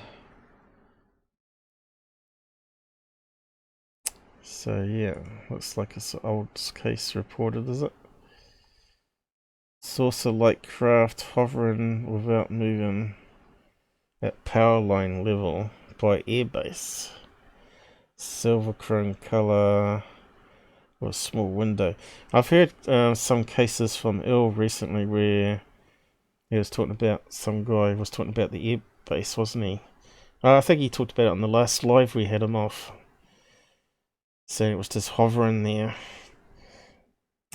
So yeah.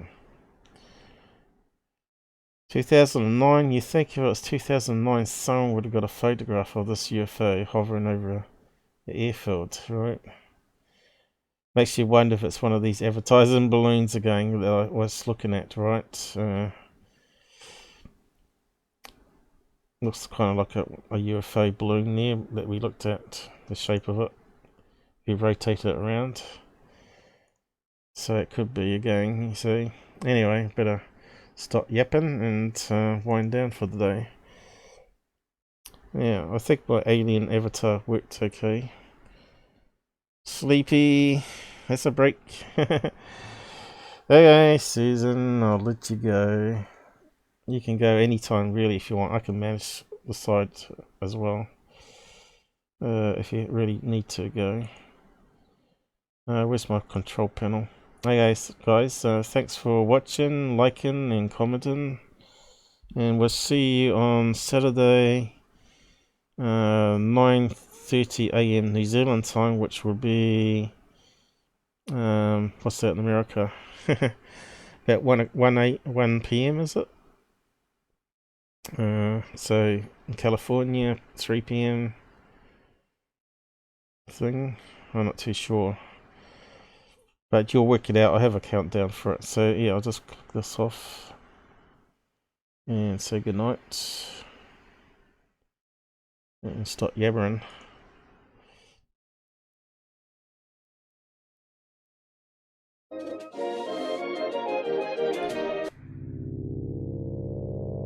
Yay. Good night. It worked relatively good on the extra CPU setup that I have here now. Extra frames per second.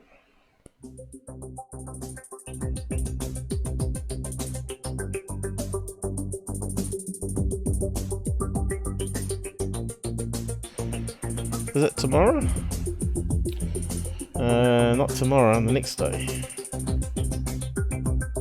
My Sunday, your Saturday. Thanks, Snipes. Glad you liked it. Hope you learnt something new. Did you like the megapixel eyes information? That was quite good. If not, go back to the beginning and have a watch.